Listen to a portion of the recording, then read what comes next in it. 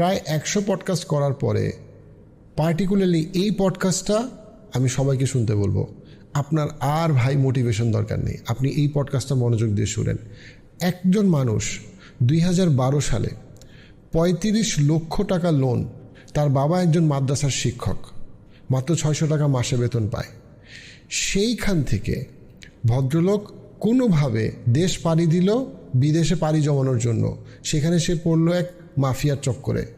তারপরে তাকে জেল হাজত থেকে শুরু করে একেবারে নিম্ন পর্যায়ে চাকরি করতে হলো। 2022 সাল, এখন সে প্রতি মাসে 1 কোটি টাকা আয় করে বৈধ উপায়ে। মাত্র 10 বছরের ব্যবধানে 35 লক্ষ টাকা লোন থেকে শুরু করে 13-14 সালে মাফিয়া চক্র থেকে শুরু করে 2022 সালে একটা মানুষ একটা এত সম্মানিত ব্যবসায়ী হিসেবে নিজেকে প্রতিষ্ঠা করলো কিভাবে, যেখানে তার বয়স এখনো 40 হয় নাই। আসুন গল্পটা শুনি। দেশে 35 লক্ষ টাকা ঋণ, আর থাইল্যান্ডে আপনার একটা বিশাল একটা মাফিয়া চক্রে আর $100 আছে, $100 হাতে আছে আমার। রুমে রাত্রেবেলা থাকার সময় ওই যে ইন্ডিয়ান যে ছেলেগুলা কথাবার্তাতে ওরা বললো যে দোস্ত আমরা যে আসলাম এখানে, আসলে এটা তো মনে হচ্ছে একটা মাফিয়া চক্র। আমি বললাম যে আমার কাছে তো 15,000 বাদ নাই, আপনি যদি একটু করে দিতেন, আপনি দরকার হলে যতদিন পর্যন্ত টাকা শেষ না হয় স্যালারি থেকে আপনি এটা কাইটে নিয়েন। তখন উনি বললো যে ডিউটি যেভাবে সেইভাবেই, সকাল 7টা থেকে রাত 2টা, কোনো রেস্ট নাই। আমাকে বললো যে তুমি কোন ইনস্টিটিউটে পড়ো, তোমার আইডি কার্ড কই। তখন আর কোনো সদুত্তর দিতে পারতেছি না, আমি কোথায় পড়ি না পড়ি এগুলো আমি কিছুই জানি না। আমি 2 দিন এয়ারপোর্টে জেলে ছিলাম। তখন ভাই বললো যে তুমি যেহেতু চলেই গেছো, তুমি তো দেশে রিটার্ন করার ওয়ে নাই কোনো, তোমার দেশে একটা বিশাল বার্ডেন। 2020-এর লাস্টে থেকে 2021 সালটাই 1 বছরে আমি অ্যাবাউট 5 কোটি টাকা টার্ন ওভার করাই। চায়নাতে আমি ওয়াশরুমে যখন যাই, ওয়াশরুমে একটা লেখা ছিল, এ single step forward is the big step for the civilization. আসসালামু আলাইকুম ইসহাক ভাই, কেমন আছেন? ওয়ালাইকুম আসসালাম, আলহামদুলিল্লাহ খুব ভালো। ভাইয়া, আপনার গল্পটা আমরা আজকে কেন শুনবো? আসলে আমি গল্পটা বলতে এজন্য এসেছি যে জীবনে আপনার একটা মানুষ যখন একটা প্রবলেম বা একটা বিশাল লাইভলিতে পড়ে যায়, ওই লাইভলি থেকে কীভাবে রিকভার করে একটা ভালো পজিশনে যাওয়া যায়, এই জিনিসটা এনকারেজ করার জন্য আমার গল্পটা বলা। তো সংক্ষেপে যদি আপনি প্রথমে যদি আমরা সংবাদ শিরোনামের মতো শুনি যে আপনি কোন মানে কঠিন অবস্থা থেকে আপনি কোন ভালো অবস্থায় আলহামদুলিল্লাহ আপনি এখন ব্যবসা করছেন। আসলে অনেকেই বলে না যে জিরো থেকে হিরো না, আসলে আমি 35 লাখ টাকা মাইনাসে ছিলাম। মাইনাস থেকে ওটাকে রিকভার করে কিভাবে আপনার ভালো একটা স্টেট বিজনেসম্যান হওয়া যায়, ওইটাকে ফোকাস করার জন্যই আমার। আপনি 35 লাখ টাকা যখন ঋণে ছিলেন তখন আপনার কত সাল? সেটা 2011 ডিসেম্বর। আচ্ছা, বা 2012 সাল বলা যায়। 2012 সালই ধরেন। আর আমি যদি 2023 সালে এসে বলি বা 22 সালে বলি, তাহলে 2022 সালে আপনার বাৎসরিক সবগুলো কোম্পানি মিলে আপনি তো থাইল্যান্ডে ব্যবসা করছেন, আপনার আনুমানিক রেভিনিউ কত? বছরে আমার আনুমানিক ধরেন, সেটা ব্যবসার উপর ডিপেন্ড, যদি আপস অ্যান্ড ডাউনস হয়। যখন আপনার কোভিড-19 ছিল, বেসিক্যালি ওইটাই তো ব্যবসা একটা ধস, যখন সারা পৃথিবীতে সব কিছু বন্ধ। ওই কোভিডের সময় আমি 1 বছরে প্রায় 5 কোটি টাকা ইনকাম করেছিলাম। জি, 5 কোটি টাকা রেভিনিউ ছিল। জি, তো যদি কোভিডই 5 কোটি হয়, তাহলে আলহামদুলিল্লাহ এখন তো আমার কোম্পানি ভালো পজিশনে আছে। তো কিভাবে আপনি 2012 সালে, আপনার বাবা একজন মাদ্রাসার শিক্ষক ছিলেন, সেইখান থেকে আপনি 2012 সালে আপনি 35 লক্ষ টাকা ঋণে পড়ে যান, সেখান থেকে 2022-এ এসে আপনি কীভাবে 5-10 লাখ টাকার একটা বাৎসরিক রেভিনিউতে আপনি গেলেন, যেখানে আপনাকে কেউ কোনো বড় লোন দিয়েছিল কোনো ব্যাংক কখনো? না। আপনাকে কখনো কেউ কোনো অনেক টাকা আপনার উপরে ইনভেস্ট করেছিল যে তুমি 2 কোটি টাকা যে তুমি ব্যবসা করো? তাহলে কিভাবে আপনি, যেখানে 35 লক্ষ টাকা আপনি নেগেটিভে আছেন, সেখান থেকে আপনি কিভাবে বাৎসরিক 10 লক্ষ টাকার একটা রেভিনিউ আপনি মানে বাৎসরিক তৈরি করলেন? মানে 10 কোটি। হ্যাঁ, আপনি কি বুয়েটে পড়াশোনা করছেন? না। ঢাকা ইউনিভার্সিটিতে পড়াশোনা করছেন? না, আমি আসলে আপনি পড়াশোনা করেছিলেন? আমি ন্যাশনাল ইউনিভার্সিটি আন্ডারে আপনি degree, new model degree college, যেটা শুক্রাবাদে। রাইট। অনেকে তো মনে করে যে ঢাকা ইউনিভার্সিটি বা বুয়েটে পড়াশোনা না করলে বা বড় প্রাইভেট ইউনিভার্সিটি পড়াশোনা না করলে জীবনে ভালো করা যায় না। তাহলে আপনি এটা কিভাবে করলেন যদি একটু ভেঙে বলেন? আচ্ছা, আসলে জীবনে ভালো করাটা ডিপেন্ড করে আপনার চিন্তার উপরে। একটা কথা আছে, থিঙ্ক অ্যান্ড গ্রো রিচ। আপনার থিঙ্কিং যদি ভালো হয়, আপনার অনেক সময় আপনার ভালো রেজাল্ট ছাড়াও আপনি ভালো করতে পারেন, সেটা আপনার থিঙ্কিংয়ের উপরে। আপনার ভিজুয়ালাইজেশন, আপনার ফরকাস্টিং, এই জিনিসগুলো যদি একটু ট্রান্সপারেন্ট বা ক্লিয়ার হয়, সেক্ষেত্রে কিন্তু জীবনে ভালো করাটা ইজি। তো যখন আমি আসলে পরীক্ষা দিই এসএসসি যখন পরীক্ষা দিই 2002-এর ব্যাচ আমি 2002-তে আমি প্রথমবার বাংলা পরীক্ষায় আমি এক্সপেল হই প্রথমবারই। তো আমি আসলে এত চালাক চতুর ছিলাম না যে বাংলা পরীক্ষা যে এক্সপেল হয় এটা আমার মাথায় ছিল না। আমি লিখতেছি হঠাৎ করে বলছে ম্যাজিস্ট্রেট আসতেছে। তা আমি একটু ম্যাজিস্ট্রেট দেখলাম যে একটু স্যাররা একটু কীরকম, আমি একটু ভয় পেয়ে গেছিলাম। তো আমি যখনই ভয় পেয়ে গেলাম ম্যাজিস্ট্রেট ঢুকে আমার উপর চুপ পড়ছে, তুমি দাঁড়াও। আমি স্ট্যান্ড আপ দাঁড়াইলাম, দাঁড়ায় আমার চারপাশে দেখলো, দেখে আমার খাতাটা নিয়ে চলে গেল। যেহেতু আমি আমি 5 নাম্বার, আমার রোড 5 ছিল স্কুলে, তখন স্যাররা বললো তুই ভয় পাও না, আচ্ছা দেখতেছি আমরা স্যার একটু আমাকে একটু সান্ত্বনা দিল। তো উনি নিয়ে গেল, নিয়ে যাওয়ার পরে স্যাররা যাই হোক, আমি প্রায় 1 ঘন্টা বসেছিলাম, খাতা দিচ্ছে না উনি। যাই হোক স্যাররা কীভাবে আইনা আমাকে 1 ঘন্টা পরে আমাকে খাতাটা দেয় যে তুমি লিখো, তুমি ভয় পাওয়ার কিছু নাই। আমি লিখলাম, আমি কি লিখলাম আমি কিছু বুঝতে পারতেছি আমি কি লিখলাম। তো যাই হোক এরপরের দিন আমি আসলাম, পরীক্ষা দিতে আসলাম। তো একটা প্রশ্ন কম, মানে একটা প্রশ্ন কম। তখন আমি বললাম, স্যার বলতেছে একটা প্রশ্ন কম হবে কেন, অবশ্যই নাইলে কেউ এক্সপেল করছে ওনারা। তখন যাই দেখি কি আমি এক্সপেল হয়েছি। ওই যে উনি খাতাটা নিল, উনি কুমিল্লা বোর্ডে যে আমাকে এক্সপেল করছে। আপনার দোষটা কি ছিল? তার দোষটা উনি বলছে উনি ওই পিছনে আমার নকল পাইছে। আসলে আমি জানিও না নকল কি ছিল কিনা, তো উনি বলছে নকল পাইছে। ওই দিনই ম্যাজিস্ট্রেট একদিনে আসছিল, ম্যাজিস্ট্রেট সচরাচর আসে না, একদিন আসা আমাকে এক্সপেল করে দিল। 2002 সাল আমি এক্সপেল হইলাম। তখন আমি খুবই দুঃখ পাইলাম, আমি পড়াশোনাই করবো না এরকম, যে আমি নকলও করি নাই, কিছুই করি নাই, এলাকায় একটা মান সম্মান, বাংলা পরীক্ষা নকল করে 5th বয় আমি, আমার খুব খারাপ লাগছে যে আমি আর পড়াশোনা করব কেন, কি কারণে। যাই হোক স্কুলে যাই না, তখন আমি আমার দুলাভাইয়ের একটা মুদির দোকান আছে, আমি মুদির দোকানে জয়েন করি, যে কাজ শুরু করে দিই, কারণ পড়াশোনা করে কি হবে। আপনার আব্বা কি করতেন? আমার আব্বা তখন মাদ্রাসার টিচার। আমরা তখন কত সালের কথা বলছি? হ্যাঁ, এটা আমি 2002-এ বলতেছি, মেট্রিক যখন 2002 মেট্রিক। হ্যাঁ জি। তো আব্বা মাদ্রাসার টিচার, আব্বা তো আমাকে বোঝাচ্ছে, আমি আর পড়াশোনা করবো না, আমি অপমানিত হয়েছি জিনিসটা। তখন আমি আমার দুলাভাইয়ের দোকান আছে দেবিদ্বারে, আমি একটা দোকানে তখন মুদির দোকানের কাজ টাজ করি। ফ্যামিলি তারা সবাই বুঝাইলো, পরীক্ষা আগায় এসে পড়তেছে, আমাকে বলছে যে তুমি আবার পরীক্ষা দাও। আসলে দ্বিতীয় পরীক্ষাটা প্রিপারেশন ছাড়াই দিছিলাম, এত একটা প্রিপারেশন ছিল না, যেহেতু এত ইন্টারেস্টেড ছিল না। তবু আব্বা খুব প্রেশার দিছে যে পরীক্ষা দাও, পাস করবা। পরীক্ষা দিলাম, বাট আমি দ্বিতীয়বার এই পরীক্ষায় অঙ্কে আমি আবার ফেল করি। অঙ্ক তো প্র্যাকটিসের ব্যাপার, ওই অঙ্ক ম্যাথমেটিক্সে আমি ফেল করে ফেলি। ম্যাথমেটিক্সে আবার ফেল করলাম, তখন মানে আমি কী করবো আবার বুঝতেছি না, আবার ফেল করলাম ম্যাথমেটিক্সে। তখন আব্বাকে বললাম যে আব্বা আমাকে দ্বারা পড়াশোনা হবে না, আমাকে যে কোনো একটা চাকরিতে দিয়ে দিলে আমার মনে হয় ভালো হবে। তখন আমার বড় ভাই ঢাকাতে আপনার MGH কোম্পানিতে জব করে। MGH তো আপনি মনে হয় চিনেন, MGH। তো MGH কোম্পানিটা উনি আমার এক চাচার কোম্পানি MGH।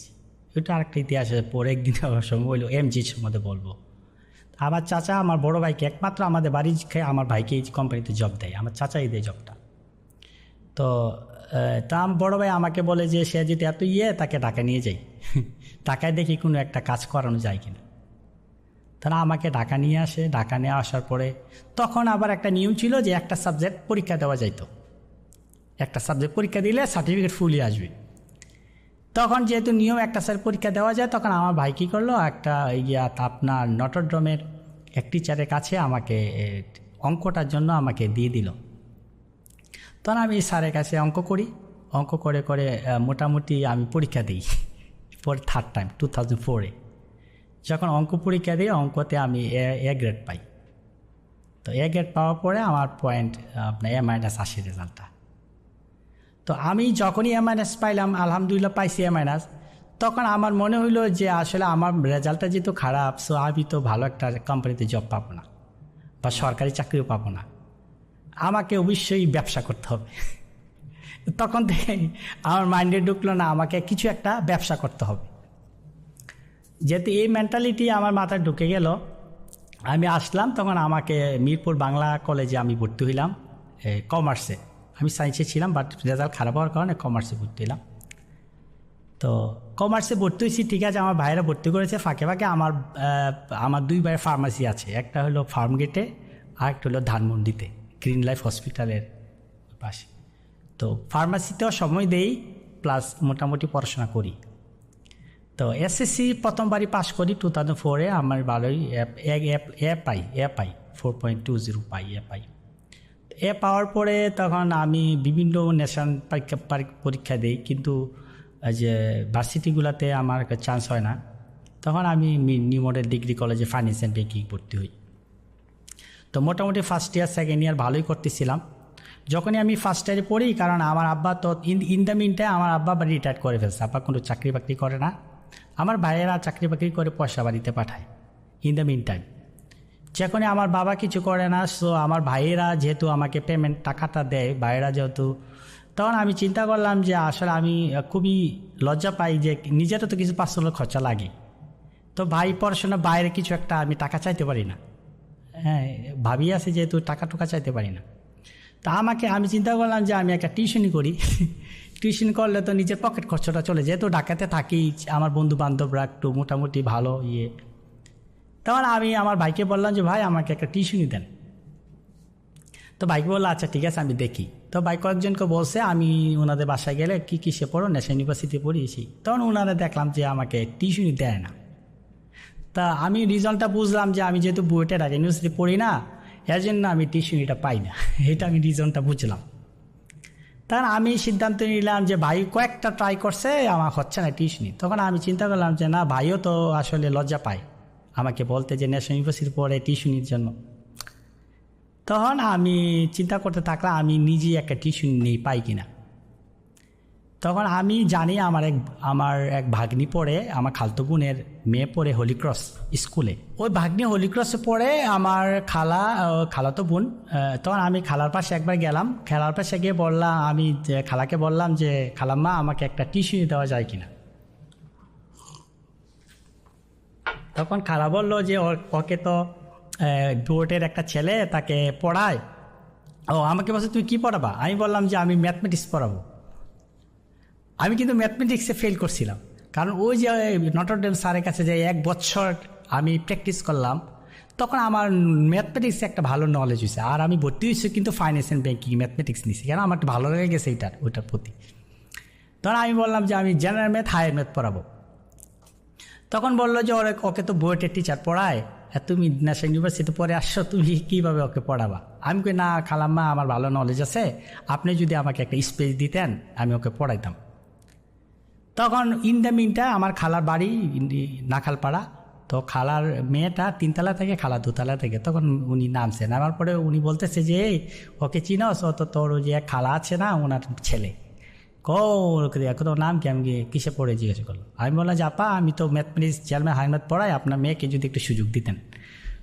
ও তো খুবই ব্যস্ত, ওর কেমিস্ট্রির টিচার আছে, বিভিন্ন টিচার তো ভাগ করা স্কুল করে, ওরা তো প্ল্যান ওয়াইজ পড়ে। তাই আমি বললাম আপা দেখেন না কোনোভাবে ম্যানেজ করা যায় কিনা, আমার কোনো টাকা পয়সা লাগবে না, আমি ফ্রি পড়াতে চাই।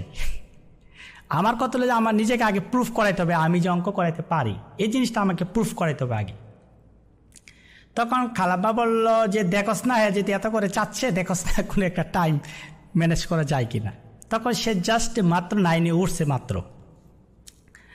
তখন আমি চলে আসলাম। তখন আপা আবার রাতে ফোন দিছে আমাকে, আমি বিকেলবেলা গেছি, রাতে ফোন দিছে, ইসাক আমি তো একটা সময় স্পেস করছি ওর জন্য, তুমি প্রতি শুক্রবারে বিকেল 4টায় আসবা, তুমি শুধু সপ্তাহে 1 দিন পড়াতে পারবা, এছাড়া ওর কোনো সময় নাই।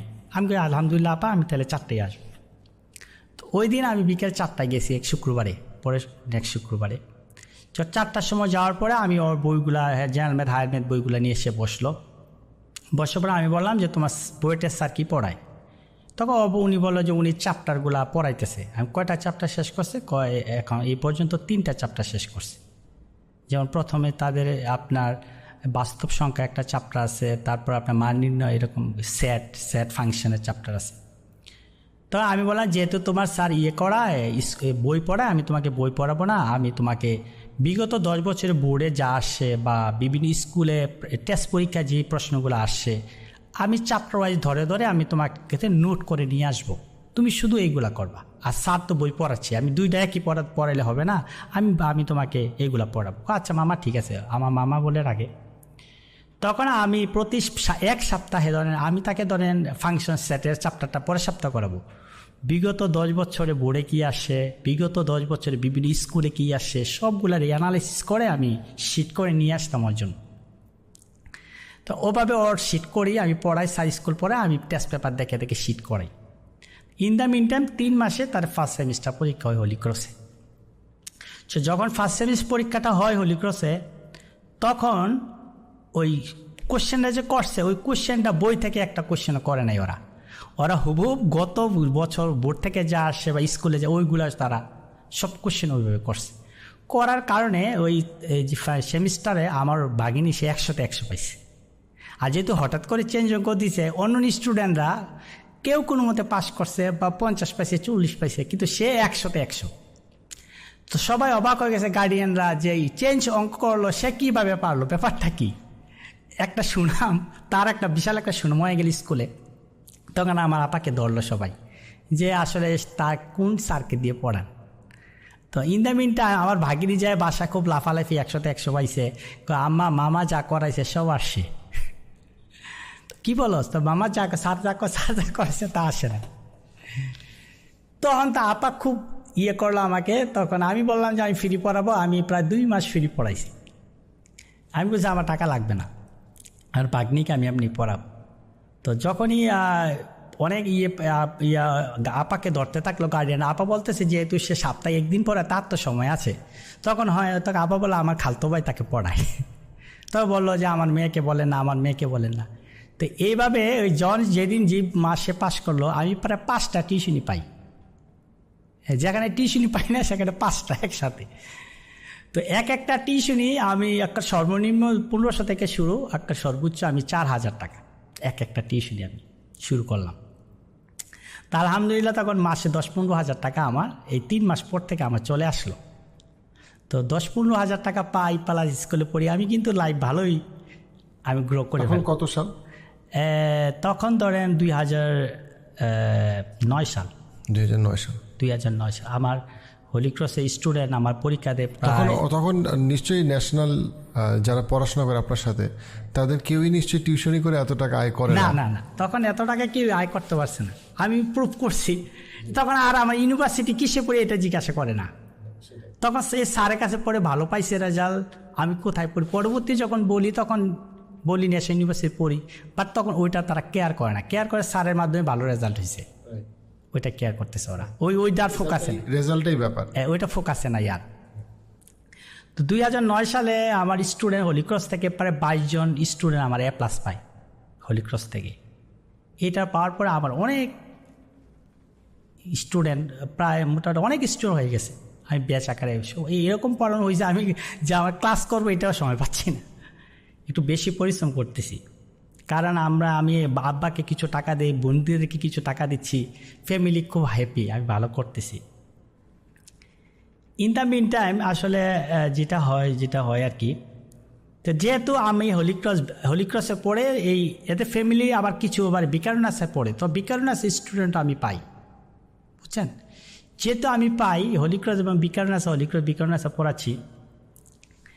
In the meantime as student হিসেবে আই এম হ্যান্ডসাম বয় দেখতে তো বুঝতেছে। তখনকার সময়ে আমার এক স্টুডেন্টের সাথে আমার একটা রিলেশন হয়ে যায়, একটা স্টুডেন্টের সাথে। আসলে রিলেশনটা এরকম না, স্টুডেন্টটা মনে হয় আমাকে একটু পাজি টাইপের স্টুডেন্টটা। তো আমাকে বিভিন্নভাবে অঙ্গভঙ্গি করে আমি তাকে অনেক শাসন করতাম, যে এইগুলা তো স্যার হিসেবে তুমি এগুলো করতেছো না, স্যার দোষটা আমি করেছি। আমাকে মাঝে মাঝে ছোটো ছোটো চিঠি লিখে আমাকে বইয়ের ভিতরে ঢুকাই দেয়। আমি তাকে বললাম দেখো এইভাবে করলে তো হবে না, তোমার আম্মা জানলে এটা আমার একটা প্রেস্টিজের ব্যাপারে, আমি একটা মান সম্মানের ব্যাপার হয়ে যাবে, এগুলো করো না তুমি, এগুলো চিঠি লেখো, হঠাৎ করে তোমার আম্মু দেখলে তো প্রবলেম। সে এগুলা কেয়ারই করে না, দেখলে কি হইলো স্যার।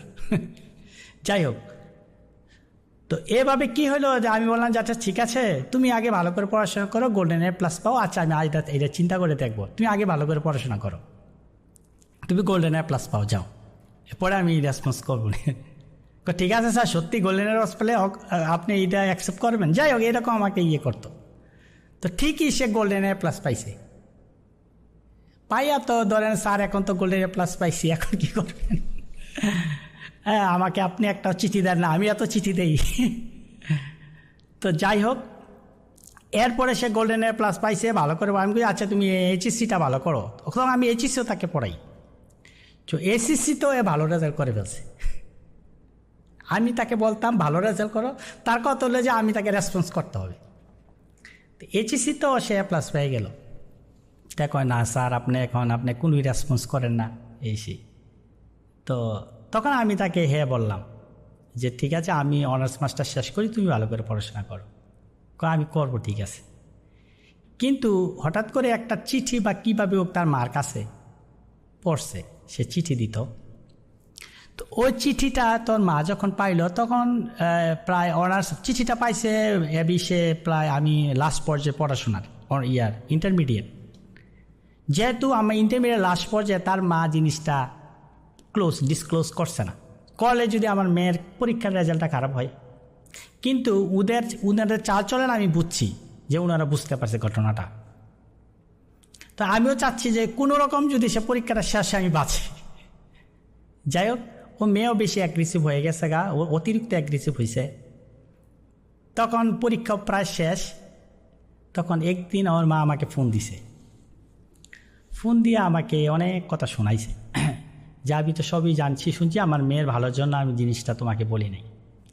আর তুমি টিউশনি করে বেড়াও, তোমার কাছে কি আমার মেয়ে বিয়ে দিব? এরকমভাবে আমাকে বস। তখন আমার কাছে মনে হইলো যে আসলে আমি যদি টিউশনি করি, এই জিনিসটা হয়তো বা কেউ মনে ভালো চোখে দেখে না। আমার এটা মনে হইলো আমার কাছে।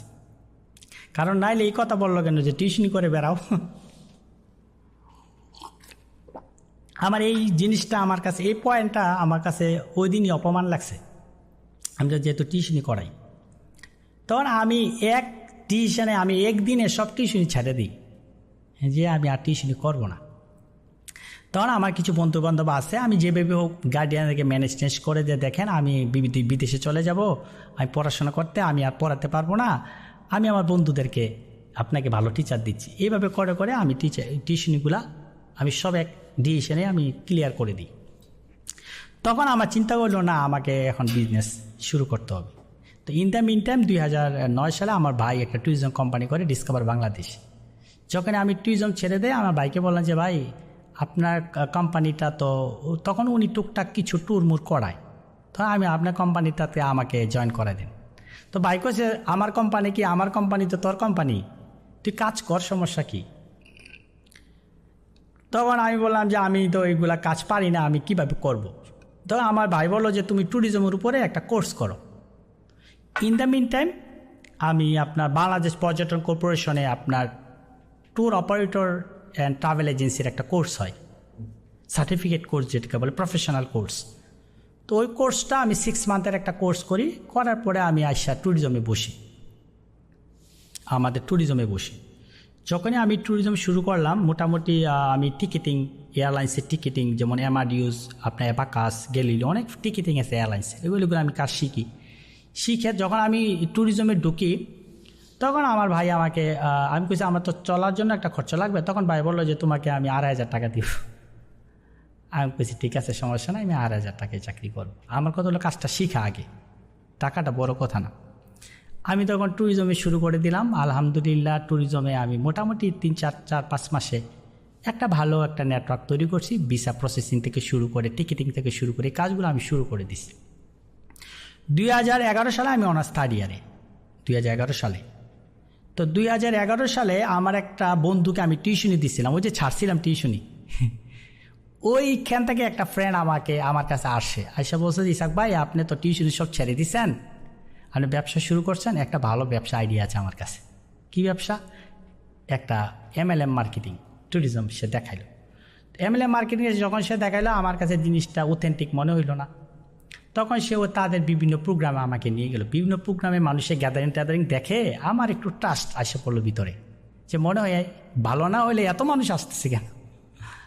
তারা আমি বললাম আচ্ছা জি ভাই, আমি তাহলে শুরু করি। তখন 2011 সালের নভেম্বরে আমাকে জয়েন করায়। তো 2011 সালের নভেম্বরে জিনিসটা যখন আমি বুঝলাম, যেহেতু আমি মোটামুটি ঢাকাতে পড়াশোনা করি, আমার রিলেটিভরা আমি ভালো করতেছি, টিউশন করি, সবাই একটা ভালো একটা গুডউইল আছে, তখন আমি কিছু কাছের বন্ধুর সাথে জিনিসটা শেয়ার করলাম। তো আমার কথাতে আমার বন্ধুরাও সারা যে তুই আইসাস, কোনো সমস্যা নাই, আমরা দোস্তরা শেয়ার করি। তখন আমার মোটামুটি ভালো 5টা ফ্রেন্ড আমার কাছে আমার ডাকে সাড়া দিছে। ওরা একজন ঢাকা ইউনিভার্সিটি থেকে পড়তো, আর বাকি 3জন ন্যাশনাল ইউনিভার্সিটি পড়তো। টোটাল 5 জনে একটা টিম আমরা হয়েছি, আমি হইলাম তাদের লিডার, ওরা আমার সাব। যেমন MLM তো জানেনি, একটা লিঙ্ক, লেফট রাইট লিঙ্ক থাকে।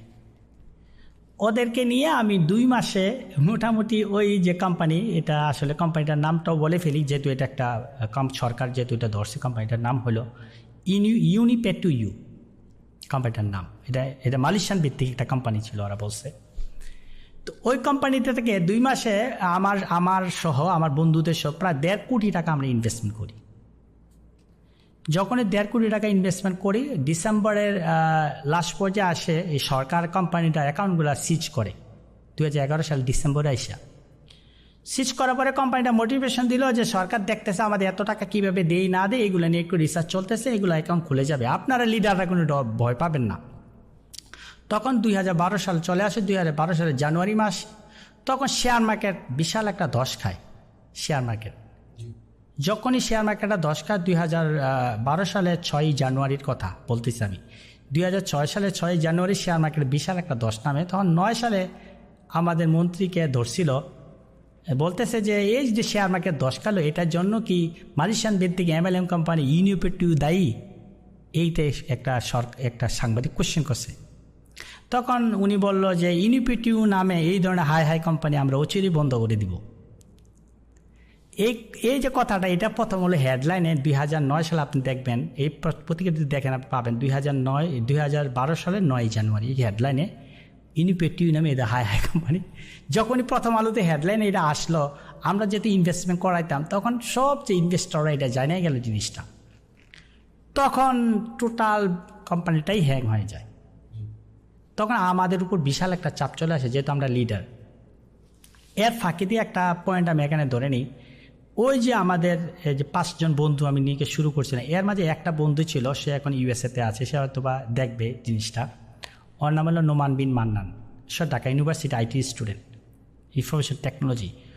ও কী করছে, আমি যখন তাকে জয়েনিং করাই, ওর ডিসেম্বরে কোম্পানি বন্ধ হয়, কিন্তু ডিসেম্বরে লাস্টে, সে ডিসেম্বরে ফার্স্টে তার বাবা আপনার 65 বছরের তার যে পেনশনের টাকা 14 লাখ টাকা পাইছিল পেনশনের টাকা, ওই টাকাটাও সে ইনভেস্টমেন্ট করে এই কোম্পানিতে।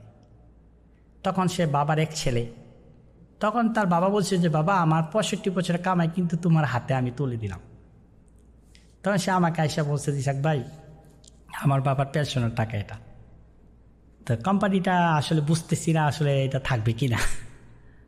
আমি বললাম যে ভাই আমি নিজে 25 লক্ষ টাকা ইনভেস্টমেন্ট করলাম, আমি তো একটা কিস্তি পাইলাম, নভেম্বরে করছি, ডিসেম্বরে একটা কিস্তি আমি পাইলাম। তো আপনি যদি 2টা কিস্তিও পান, তাহলে তো আপনার মূল টাকাটা চলে আসবে, বাকিটা তো না পাইলে সমস্যা না, মূল টাকা তো চলে আসবে। কিন্তু দুঃখের বিষয় সে একটা কিস্তিও কি পায়নি। এই যে একটা বিশাল ছেলেটা ধাক্কা খাইলো। তাছাড়া আমার যে 4 জন আরও, ওরাও ইনভেস্টমেন্ট করছে, একজন 40 লাখ, একজন আমার বার্ডেন ছিল 35 লাখ, প্রত্যেকে আমরা ধরা খাই। এই যে ধরা খাইলাম, তখন আমার আত্মীয় স্বজনরা যারা 1-2টা কিস্তি পাইছে, তখন তারা আমাকে বাহাবা দিছে। এখন আমি তাদের চিরশত্রু, টাকা দিতে পারতেছি না।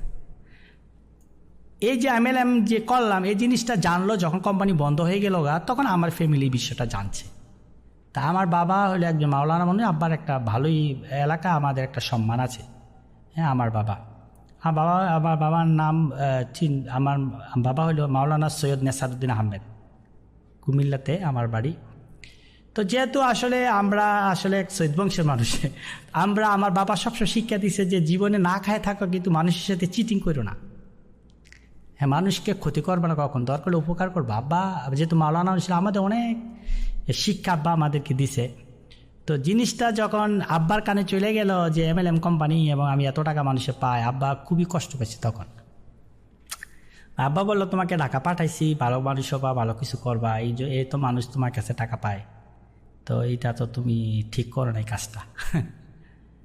তখন যারা আমাকে টাকা দিছে আমি আসলে ফোনে সবাইকে একটু কনভিন্স করলাম যে দেখেন কোম্পানি বন্ধ হয়ে গেছে, যেহেতু আপনারা আমাকে দেখে টাকা দিছেন, আমি যেভাবেই হোক আপনাদের পুল টাকাটা আমি ক্লিয়ার করব। আমি দায়িত্বটা নিলাম। তারা বলছে এটা কবে দিবা? আমি বললাম আমি এখন বলতে পারতেছি না, বাট আমি চেষ্টা করতেছি অন্য কোনো ওয়ে বের করা যায় কিনা। 2012 সালে যখন এই ধরাটা খাইলাম, আমার মাথায় কিছুই ধরতেছে না। ফ্যামিলির একটা চাপ, আমার ভাইদের একটা চাপ যে তুমি ওইখানে গেলা কেন, কী কারণে, তুমি টিউশনি ছাড়লা কেন, কী কারণ, বিভিন্ন ধরনের তারা আমাকে প্রেশার দিতেছে, এইগুলো তুমি হ্যান্ডেল করো, এগুলো আমরা দায়িত্ব নিব না, এত টাকা তুমি কিভাবে কি করছো না করছো, মানে বিশাল একটা বার্ডেন। আমার ফ্রেন্ড সার্কেলগুলো মিলে আমরা ওই যে ঢাকা উদ্যান, জিয়া উদ্যানে বসে বসে আমরা এই 5-6 জন আমরা চিন্তা করি যে আমরা কি করব। আমরা তো কোনো তখন আমার ফ্রেন্ডটা সে ঢাকা ইউনিভার্সিটি আমার ফাইনাল ইয়ারে পরীক্ষা দিই, সেও পরীক্ষা দিবে কিনা সে মানে মাথা টেনশন। আব্বা আম্মাকে কী বলবো, মাস শেষে আব্বা টাকা চাবে। তো এই পরিস্থিতিতে আমি যখন কিছু বুঝতে পারতেছিলাম না, তখন আমার এক ভাই আছে, ওই যেই আরেকটা ভাই, উনি ফার্মাসি ব্যবসা করে, এখনও ওনার ফার্মাসি আছে, এবং উনি বর্তমানে যে বামুংরার ইন্টারন্যাশনাল যে হসপিটাল, ওইটা উনি বাংলাদেশের রেফারেল এজেন্ট বামুংরাটে বর্তমানে। তো উনি আমাকে বললো যে তুমি যেহেতু ট্যুরিজম করছো, একটা কাজ করো, দেশেও তোমার বিশাল একটা চাপ, মানুষ কাছে থাকতে অনেক চাপ দিবে তোমাকে, তুমি একটা কাজ করো, তুমি ইন্ডিয়াতে আমাদের অনেক পেশেন্ট যায়, কাজ করি, তুমি ইন্ডিয়াতে চলে যাও। তখন উনি আমাকে কী করলো, আমি পাসপোর্ট বানালাম, বেনে টানায় আমাকে 2012 সালে জুন মাসে আমি ইন্ডিয়াতে যাই, ইন্ডিয়াতে কলকাতাতে যাই। তো ভাই তখন ট্যুরিজম করে, Kolkata base, Indian base tourism করে। তখন আমি কলকাতাতে যাওয়ার পরে 1 মাস কলকাতাতে থাকি, থাকার পরে আমি ওই যে এজেন্টের সাথে কাজ করি, এজেন্ট আমার ভাইকে বলল যে আপনার ভাই যেহেতু একটা বিশাল, ভাই বলছে সে একটা প্রবলেমে আছে, এরকম বলছে, আপনার ভাই যেহেতু বিশাল একটা প্রবলেমে আছে, তো সে আমাকে বললো যে এই অল্প টাকা ছাড় কিছু হবে না, তাকে এই বেশি টাকা ইনকাম করতে হবে, তার তো বিশাল একটা বার্ড এসে আমাকে বলল। তো সে চাচ্ছে যে অন্য দেশে চলে যেতে। আমার কাছে একটা অপরচুনিটি আছে, সে অস্ট্রেলিয়া যাবে কিনা। ইন্ডিয়ান ওই লোকটা বলল আমার ভাইকে। তা আমার ভাই বলল যে অস্ট্রেলিয়া আপনি কীভাবে নেবেন? তখন উনি বলল দেখেন অস্ট্রেলিয়া তো ডাইরেক্ট নেওয়া যাবে না, পাপুয়া নিউগিনি একটা দেশ আছে, ওই দেশে সে একটা গ্যাস কোম্পানিতে যাবে, ওইখানে 1 বছর কাজ করবে, ওইটা অস্ট্রেলিয়ান কোম্পানি, ওইখান থেকে 1 বছর পরে ওরা ভালো এক্সপিরিয়েন্স হলে ওইখানে তাদেরকে অস্ট্রেলিয়া ওরা, এরকম একটা থিম সে আমার ভাইকে বুঝাইল। তো আমার ভাই এই জিনিসটা যখন বুঝলো, তখন আমার ভাই ওর সাথে যেহেতু ব্যবসা করে, তাকে একটু ট্রাস্টও করে, তখন ভাই বললো আচ্ছা ঠিক আছে, আপনি তাকে যেভাবেই হোক তাকে পাঠাই দেন, পাপুয়া নিউগিনি 1 বছর থাকবে, সে থাইকা যাবে। ঠিক আছে ইসাক ভাই, আর তারপরে তারটা আমি প্রসেস করি। তখন ওনাকে পাসপোর্ট দিল, দেওয়ার পরে আমার ভাইকে বললো যে আপনাকে স্টার্টিংয়ে 2 লাখ রুপি দিতে হবে। তখন আমার ভাই, কারণ আমি তো এমন আমার কাছে টাকাই নেই, তো আমার বোনের কাছ থেকে 2 লাখ টাকা নেয় ধার করে, তখন ওই টাকাটা ইন্ডিয়াতে পাঠায়, এই 2 লক্ষ টাকা।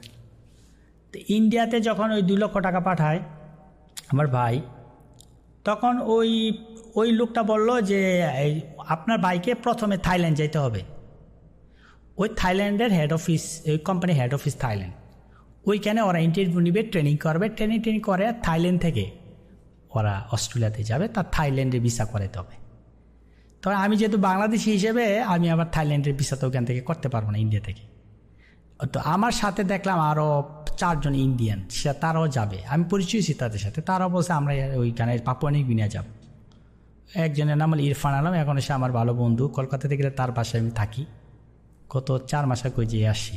ওই ইরফান আলম, তারও অনেকগুলো ছেলে, হায়দ্রাবাদের আছে, চেন্নাইয়ের অনেকগুলো ছেলে। আমি তখন বাংলাদেশে আসি, আসার পরে যেহেতু আমি MLM করছিলাম, ওই আমার অনেক ট্রানজ্যাকশন ছিল, ব্যাঙ্কিং ট্রানজ্যাকশন, আসলে এটাই কাজে লাগছে তখন ভিসা নিতে।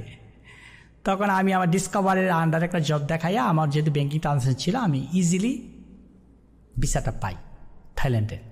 যেহেতু আমি থাইল্যান্ডে ভিসা পাই, ইন দ্য মিন টাইম আমি মালয়েশিয়ার ভিসাও লাগা রাখছিলাম, যেহেতু থাইল্যান্ড পেয়ে গেছি, মালয়েশিয়াতে এমনি দিবে, তো আমি মালয়েশিয়ার ভিসাটা আবার নিয়েছিলাম। 2012 সালের 19শে জুন আমি থাইল্যান্ড যাই।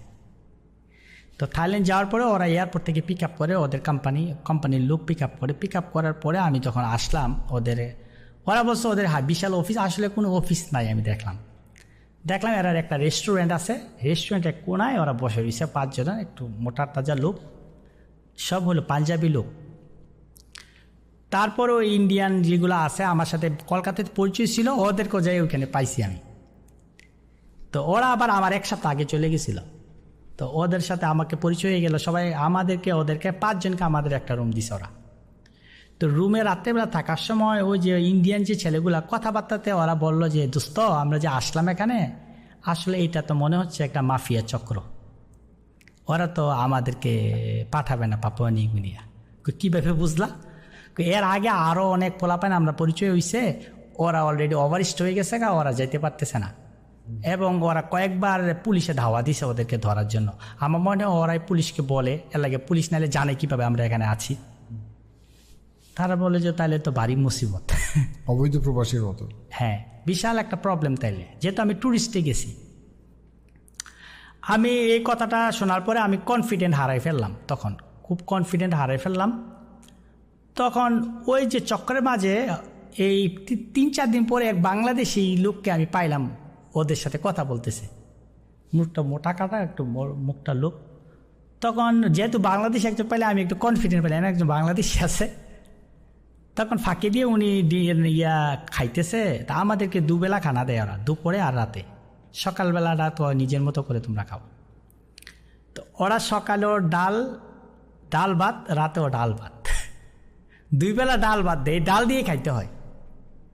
আর শুধু প্রতি শুক্রবারে 1 বেলা মুরগি দিবে, প্রতি শুক্রবারে। ওই বাঙালি ভাইটাকে যখন পাইলাম আমি বললাম যে ভাই আসলে ওরা যে করতেছে জিনিসটা আপনিও তো দেখলাম, আপনি কি? আমি তো মেইন লোক। হ্যাঁ বলতেছে, ওই যে লোকগুলো আনে আমার মাধ্যমেই পাপুয়া নিউ গিনিয়া যায়। তা আমি কি ভাই জিনিসটা কি সত্যি? ওনাকে বললাম যাওয়া যায়। কি বলো যাওয়া যায় না? যাওয়া যাবে, অবশ্যই যাওয়া যাবে না কেন? অবশ্যই যাওয়া। তুমি কত টাকা দিয়ে আসছো? আমি বললাম তো আমাকে তো বললো ওরা 6 লাখ টাকা লাগবে, আমি অলরেডি 2 লাখ রুপি দিয়ে আসছি। আচ্ছা ঠিক আছে। তখন ওরা বললো যে ওরা কি করে আমের মাধ্যমে আমাকে সব করায়, তোমার কাছে এখন কত ডলার আছে? হ্যাঁ বললাম আমি তো $1000 নিয়ে আসছি। এইটা তুমি ওদেরকে দিবা না, যেটা আমি লোকটা পাঠাই, এটা তুমি ওদেরকে দিও না ডলারটা। ওরা চাইলে বলবা যে আমি ওই যে আমার কথা বলবা, ওরা চাইলে বলবা যে উনি আমার পরিচিত লোক, এরকম বলবা। তখন ওরা আমাকে করাবে, মেডিকেল করাবে। আসলে এগুলো সব বাউতাবাজি। মেডিকেল করাবো, তুমি আমাকে $500 দাও, আমাকে এটা বললো। তখন আমি উনাকে বললাম যে আমাকে বলছে উনি নাকি করাবে। উনার সাথে তোমার কথা হয়েছে? আমি হ্যাঁ উনি নাকি করাবে বলছে। সমস্যা নেই, তাহলে তুমি উনার সাথে কথা বলো। এরপরের দিনে ওই লোকটা আসছে, কয় যে তোমার এরকম মেডিকেল করাবো, তুমি আমাকে করো, $900 দাও। আমি কি ভাইয়া $900 কেন? ওরা তো সবাই $500 করে দিচ্ছে। আমি ওরা 500 করে দিচ্ছে, ওরা আরও সামনে বেশি দিতে হবে। তুমি $900 দাও, তোমার আর টাকা লাগবে না। ওরা কত বলছে? 6 লাখ বলছে না? আমি তোমাকে 5 লাখে করে দিব, 1 লাখ টাকাও তোমাকে কমাই দিব, যা কিছু আমি তোমাকে হ্যান্ডেল করব। এই কথা বলে আমার থেকে $900 নিছে। এই যে $900 নিল, সে নিয়ে আমাকে মেডিকেল কিসের একটা ক্লিনিকে নিয়ে গেছে, সবাই রে হাইট মাপাইছে, কিছু করে টরে, এসব মেডিকেল শেষ, এটা জমা দিব, অ্যাপ্রুভ হইতে 15 দিন টাইম লাগবে। মানে টাইম কিভাবে কিল করা যায়। মেডিকেল রিপোর্ট আসতেছে কবে বলতেছি, আসতেছে এই করতে আমি দেখলাম আমার ভিসার মেয়াদ প্রায় 1 মাস আমরা পাস করে ফেলছি, কারণ আমি ভিসা পাইছি 2 মান্থের। তখন আমি বললাম যে ভাইয়া এইভাবে তো আমরা কীভাবে হবে, এইভাবে তো আমরা করতে পারছি, আপনি দ্রুত আমাকে বলেন। বিভিন্ন তালবাহানা। তখন আমি আমার ভাইকে বললাম যে ভাই ওরা তো বিভিন্ন তালবাহানা করতেছে, বিভিন্ন লোক অবশিষ্ট হয়ে যাচ্ছে, আমার মনে হয় ওরা আসলে কাজটা ঠিক মতো করতেছে না। আমার ঢাকার ভাইকে ফোন দিলাম। তখন ভাই বলল যে তুমি যেহেতু চলেই গেছো, তুমি তো দেশে রিটার্ন করার ওয়ে নাই কোনো, তোমার দেশে একটা বিশাল বার্ডেন, তুমি কিভাবে রিটার্ন করবা? তুমি দেশে 35 লক্ষ টাকার ঋণ, আর থাইল্যান্ডে আপনার একটা বিশাল একটা মাফিয়া চক্র, আর $100 আছে, $100 হাতে আছে আমার। তখন আমাকে বললো যে তুমি ডিসিশন নাও, আমার তো এখান থেকে আমি কি করব, তুমি ডিসিশন নাও, তুমি কি করবা? তখন ওই যে ইন্ডিয়ান যে 2-3টা ছেলে আছে ওরা আমার রুমেই থাকে, তখন আমি ওদেরকে বললাম যে ভাই আমার মনে হয় যে আর মাত্র 1 মাস বিশ্বাস সময় আছে, এইটা শেষ হয়ে গেলে তো আমার দেশে ছাড়া উপায় নাই, আমাকে যেভাবে হোক এই দেশে লিগাল থাকতে হবে, ভাইয়া আমি কালকে দেখি আমি চলে যাবো এখান থেকে। কেন তুমি চলে যাবে কেন, তুমি ওদেরকে তোমার ইন্ডিয়ার লোককে ধরতে বলো তোমার ভাইকে। আমি ভাই হলো বাংলাদেশে সে ইন্ডিয়ান লোককে কীভাবে ধরবে, ইন্ডিয়ান লোক ভাইকে বোঝাচ্ছে কোনো সমস্যা নাই, হবে হবে, ওর কাছ থেকে ওরা টাকা নিচ্ছে। তখন আমি সিদ্ধান্ত নিলাম না আমি এখান থেকে চলেই যাব, আমি সিদ্ধান্ত নিলাম। তখন আমি ওই আমার যে বাসা থাকতাম বাসার পাশে থাইল্যান্ডে দেখবেন বিভিন্ন গলিতে সাইবার ক্যাফে আছে থাইল্যান্ডে। তখন আমি ওই দিন রাতে 20 টাকা দিয়ে 1 ঘন্টার জন্য সাইবার ক্যাফে ঢুকে আমি বাংলাদেশিরা কোথায় থাকে একটা সার্চ দিলাম গুগলে। তখন আমাকে দেখাইলো যে ফাউরাতে বাংলাদেশিরা থাকে, ফাউরাত একটা জায়গার নাম থাইল্যান্ড। এর পরের দিনই আমি বাসে করে আমার কাছে বাস ছিল 200-300 বাত, তো আমি বাসে করে ওইখানে জিজ্ঞাসা করলাম আমি ফাউরাত যাবো কীভাবে। তখন ওরা বললো এই স্টেশন থেকে 60 নাম্বার বাসটা ফাউরাত যাবে। তখন আমি 60 নাম্বার বাসে উঠে আমি ফাউরাত গেলাম, সব নিয়ে ফাউরাত চলে গেলাম। ফাউরাতে দেখি ওইখানে শুধু ইন্ডিয়ান আর ইন্ডিয়ান, আমি কোনো বাংলাদেশি খুঁজে পাইতেছি না। হাঁটতেছি ঠিক বিকালের দিকে একটা ট্রাভেলস এজেন্সির নাম দেখলাম রেইনবো ট্রাভেলস, বাংলায় লেখা, যেহেতু এটা বাংলা লেখা মনে হলো ওটা বাংলাদেশি হবে। তখন দোকানে ঢুকলাম, একটা বুড়া লোক একটু বয়স্ক বসে রয়েছে কোনার মাঝে, আমি সালাম দিলাম, দিয়ে বললাম যে ভাই আমি বাংলাদেশ থেকে আসছি, আপনি কি বাংলাদেশি? হ্যাঁ আমি বাংলাদেশি। তো তুমি কোথায় আসছো? আমি ভাই এখানে আসছি, একটা চাকরি বাকরি পাওয়া যায় কিনা। তো উনি বললো তুমি বসো। পয়সা উনি একটা লোকের সাথে 5-6 মিনিট কথা বলে লোকটা চলে গেল, আমাকে বসো। তুমি কেন আসছো থাইল্যান্ডে? আমি বললাম যে ভাই আমি এইভাবে আসছিলাম, এক দালাল চক্রে পড়ে এখন তো আমি ওইখানে আমি বিদেশ যেতে পারতেছি না, আমাকে যদি একটা কাজ টাজ দিতেন, আর বেশি গেলে আমার ভিসাটা একটু কীভাবে এক্সটেনশন করা যায়। তখন উনি বললো যে চাকরি বাকরি খুব কঠিন, মুখে বললো তার চাকরি হবে না, ইয়ে করো, টাকা পয়সা আছে কাছে কিছু? আমি বললাম যে ভাই আমার কাছে $100 আছে আর আমার 200-300 বাত আছে আমার কাছে।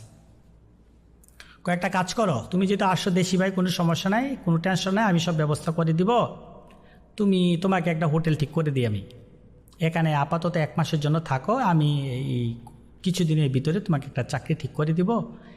1 মাসে ওইটা ভাড়া আসবে 1500 টাকা, 1500 বাত। আর যেহেতু আমি তোমার জন্য চাকরি খুঁজো, আমারও তো কিছু খরচমচ লাগবে, তুমি $100 আমাকে দাও, আর আমি তোমাকে বাসাটা ঠিক করে দিচ্ছি। তো লোকটা কথাবার্তা মোটামুটি একটু বয়স্ক লোক, বাংলাদেশি লোক। আমি চিন্তা করলাম লোকটা $100 আমাকে যে থাকা জায়গায় যেহেতু দিবে আর চাকরি উনি দিবে, আমি $100 ওনাকে দিয়ে দিলাম। উনি সন্ধ্যার সময় একটা বাসা আমাকে ঠিক করে দিল। বাসা তো রুমে যায় দেখি 4 জন এই রুমে, বুঝছি এখানে এই সিটটা একটা সিট দিল, এটাই তুমি থাকবা, যতদিন থাকো, বাট আমি ইন দ্য মিন টাইম তোমার চাকরি ঠিক করে ফেলবো। আমি ওই বাসায় যে উঠলাম, টুইটা সন্ধ্যার সময় একটা লোক আসলো বাংলাদেশি ওই রুমে, আমার রুমমেট, ওনার নাম হইলো আকাশ ভাই। আমি জানি না উনি এখন কোথায় আছে। আকাশ ভাই বললো যে আমাকে দেখা, তো বাংলাদেশি আমি যে ভাই বাংলাদেশ, কখন আসলো? আমি আজকে আসলাম। কে দিয়ে গেলো তোমাকে? আমি বললাম যে বাবুল ভাই। উনি কি তোমার টাকা নিছে কোনো? আমাকে হ্যাঁ ভাই $100 দিছি। তুমি তো কালকে এখান থেকে চলে যেতে হবে।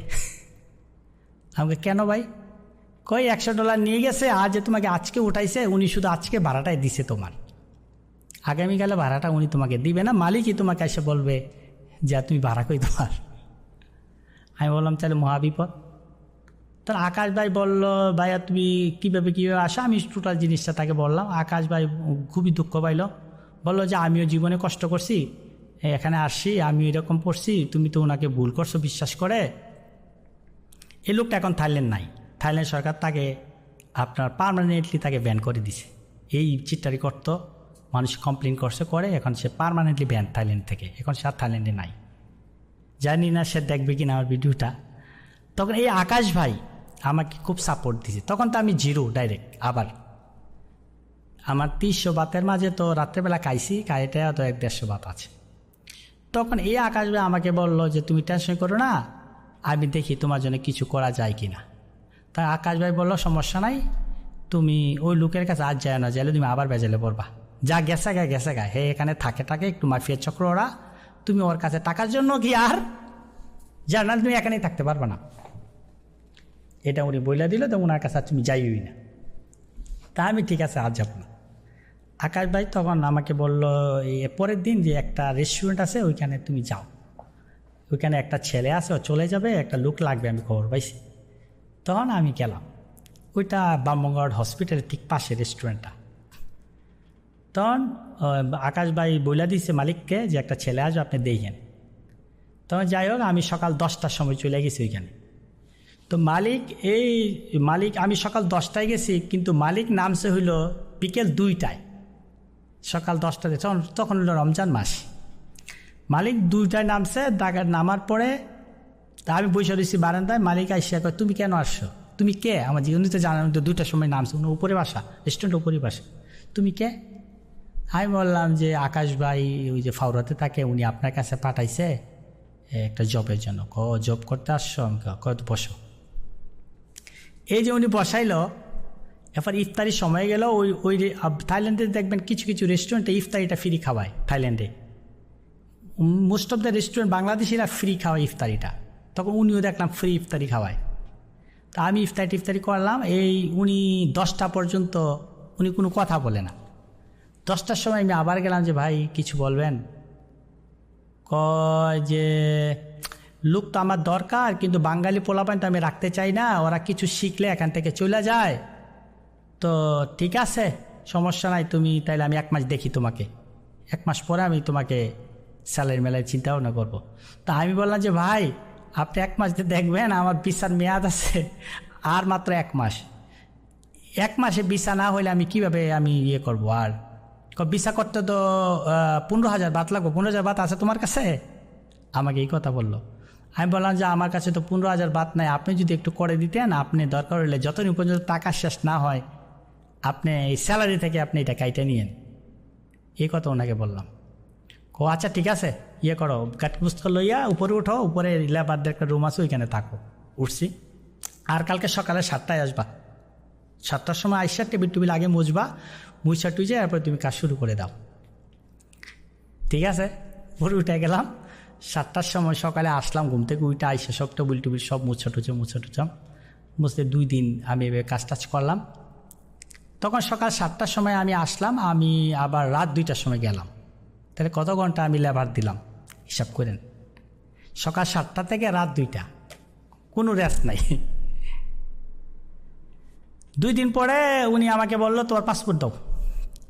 পাসপোর্ট দিলাম। পাসপোর্টটা দেখে বললো তো সময়ও নাই, তোমার তো অনেক সময় কম, 20,000 বাত লাগবে। ঠিক আছে, আমি 20,000 বাত ধরে দিলাম, আর তুমি 20,000 বাতে তুমি বেতন পাবা 8,000 বাত।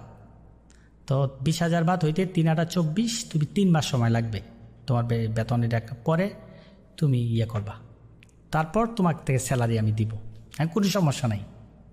আর তখন আমার মনে হইলো যে একটা কথা আছে না, যে এই ডুবন্ত মানুষ ঘরকুটো পেলে আঁকড়ে ধরে, এই ধরনের অবস্থা। আমি চিন্তা করলাম যে আগে দাঁড়াই না, বিশ্বাসটা হয়ে গেলে একটা শক্তি পাবো আমি, কারণ সময় পাবো। আর ইলিগালি বিদেশে কিছুই করা যায় না। আমি কোনো সমস্যা নেই, যা বলতেছে ইয়েস আপনি করে দেন আমাকে। তখন উনি বললো যে ডিউটি যেভাবে সেইভাবেই, 7টায় আসবা 2টায় যাবা, ঠিক আছে, এইটাই ডিউটি। আমি কোনো সমস্যা নাই, কারণ আমার তো বিশাল বার্ডেন পিছনে। এই কাজ শুরু করলাম 7টা থেকে 2টা। In the meantime visa processing কাজ শুরু হয়ে গেল। 1 মাসে আমি কাজ করছি, 1 মাসে আমি 11 কেজি ওয়েট লস হয়েছে আমার, বুঝে। 1 মাসে 11 কেজি আমি এইরকম স্লিম হয়ে গেছি কাজ করতে করতে। আমি কোনো শান্তি পাচ্ছি না, পেরেশানি, যে এত কাজ। আর হইলো যে আমি দেখলাম ওই রেস্টুরেন্টে প্রচুর বাংলাদেশি এবং সবাই বামুংগ্রাডের পেশেন্ট। এত পেশেন্ট আসে যে পেশেন্টরা রাত 2টা পর্যন্ত আসে, খায়। এবং আমি ঈদে লিখতে যে অনেক বাংলাদেশের পরিচয় হয়, সবাই দেখলাম সব বড় লোক মানুষ, সবাই কোটি কোটি টাকার মানুষ। আমার সাথে পরিচয় যখন হয়, যাওয়ার সময় কিছু টিপস দেয়, ভালো করে দিন 3 দিন থাকলে আমাকে যাওয়ার সময় 200-300 টাকা টিপস দেয়। তো মোটামুটি টিপস ভালোই পাই, খারাপ না। তখন আমার মাথায় আসলো যে এত পেশেন্ট আসে বামুংগ্রাডে, আমার মাথায় আসলো যে বামুংগ্রাডকে যদি আমরা পেশেন্ট দেই মানুষ, এই যে কোনো এজেন্ট আছে কিনা বামুংগ্রাডের, আমার এটা হঠাৎ করে কেন জানি মাস বামুনঘাটকে যদি পেশেন্ট দেয় এত কোটি টাকা তারা খরচ করে, একটা পেশেন্ট দিলে তো ভালোই কমিশন পাওয়া যাইতো। এরকম কোনো পলিসি আছে কি না? কারণ ওই যে ওরা যারা বামুনঘাটে আমার সাথে পরিচয় হচ্ছে, অনেক রুগী আমার সাথে পরিচয় হয়ে গেছে গা, যখন সামনে আবার আসে আমাকে ফোন দেয়, ইসাক আমরা আসতেছি, তুমি ওনার যে মালিক, রেস্টুরেন্টের মালিকের আবার 7-8 প্রায় 30টার মতো অ্যাপার্টমেন্ট ওনার আছে ভাড়া, উনি অ্যাপার্টমেন্টগুলো ভাড়া দেয়। ফোন করে আমাকে, ওনাকে পায় না, উনি তো কম ধরে মোবাইল, আমাকে ফোন দেয়, মালিককে বললো আমরা আসতেছি, আমরা 7 দিনের জন্য হলো আপনি। মোটামুটি আমার একটা পরিচয় হয়েছে। ইন দ্য মিন টাইম পুরো 1 মাস টাইম হয়ে গেল, আমি মালিককে কেন জানি আমি বললাম যে ওনাকে যে ভাই বামুনঘাটে এত এত লোক আসে পেশেন্ট হিসেবে, বামুনঘাটের কি এজেন্ট নেওয়া যায় না? আপনি যদি বামুনঘাটের এজেন্টটা নিতেন। তখন উনি আমাকে একটা ধমক দিয়ে বললো যে আদার ব্যাপারে জাহাজের খবর নিয়ে লাভ কি, তুমি যা কাজ করতেছো তাই করো। আর বামুনঘাটের এজেন্ট ওরা দিবে কেন? কারণ ওদের নিজস্ব অফিস আছে ঢাকায়। তখন ওই যে ইউটিসি বিল্ডিংয়ের 18 তলায় বামুনঘাটের নিজস্ব অফিস। কামাল সাহেব মারা গেছেন, আল্লাহ পাক কোনো ব্যস্ত নসিব করুক। কামাল সাহেব তখন মেইন ছিল। তখন ওই বামুনঘাটের অফিস আছে ঢাকায়, এবং বাংলাদেশে অনেক হেডেমোলা লোক আইছে, কেউই নিতে পারতেছে না বামুনঘাটের এজেন্ট। তুমি এটা চিন্তা করা তোমার দরকার নাই, যা কাজ আছে তাই করো। উনি এই কথা আমাকে বলে দিল। তখনই আমার মনে আসলো যে বামুনঘাটের এজেন্টশিপ হয়তো বা নেওয়া যেতে পারে। আমার এটা কেন জানি আমার মনে আইছে তখন। আর ইন দ্য মিন টাইম এত কাজ করতে যাও, 11 কেজি আমার শৈল কোনো কুলাইতেছে না। ইন দ্য মিন টাইম ভিসাও হয়ে গেছে, 3 মাসের ভিসা পাইছি। 3 মাসে যখন ভিসা পাইছি, তো থাইল্যান্ডের নিয়ম হলো পাসপোর্ট আমার কাছে থাকতে হবে, কারণ পুলিশ যে কোনো সময় এসে চেকিং করলে আমার কাছে পাসপোর্ট না পাইলে সমস্যা। আমি যদি বলি যে মালিকের কাছে পাসপোর্টের প্রবলেম, উনি আবার ভিসা করে পাসপোর্টটা কি আমার কাছে দিছে। তো উনি যখন নিচে নামে, ওনার নিয়ম হলো কি জানেননি, এইভাবে পিছনে আপনি হাত দিয়ে রাখতে পারবেন না, এইভাবে সুজো হয়ে দাঁড়ায় রাখতে হবে। যখন একটু পিছে হাত গেছে, মনে করেন ওনার অকথ্য মুখে গালাগালি করতো। ওনার রেস্টুরেন্টে কোনো একটা লোক, বিশেষ করে বাঙালি, 1 মাসের বেশি টিকতে পারে না ওনার রেস্টুরেন্টে। এটা রেকর্ড নাকি আছে এখানে, 1 মাসের বেশি কেউ টিকতে পারে না, কারণ উনি 7টা থেকে 11 পর্যন্ত ডিউটি করাবে, আর যখন যা মন চায় একটা গালাগালি দিয়ে দিবে। যাই হোক, যখন আমি পাসপোর্টটা মনে হয় 1 মাসের ভিতরে আমার হাতে পাইলাম, আমার হাতে পাসপোর্ট আসলো, উনি দিল পাসপোর্ট। তো পাসপোর্ট পাইলাম, পাসপোর্ট পাই খুব শান্তি লাগলো। 3 মাসের ভিসা দিছে, 3 মান্থস আমার ভিসা পাইছি আমি।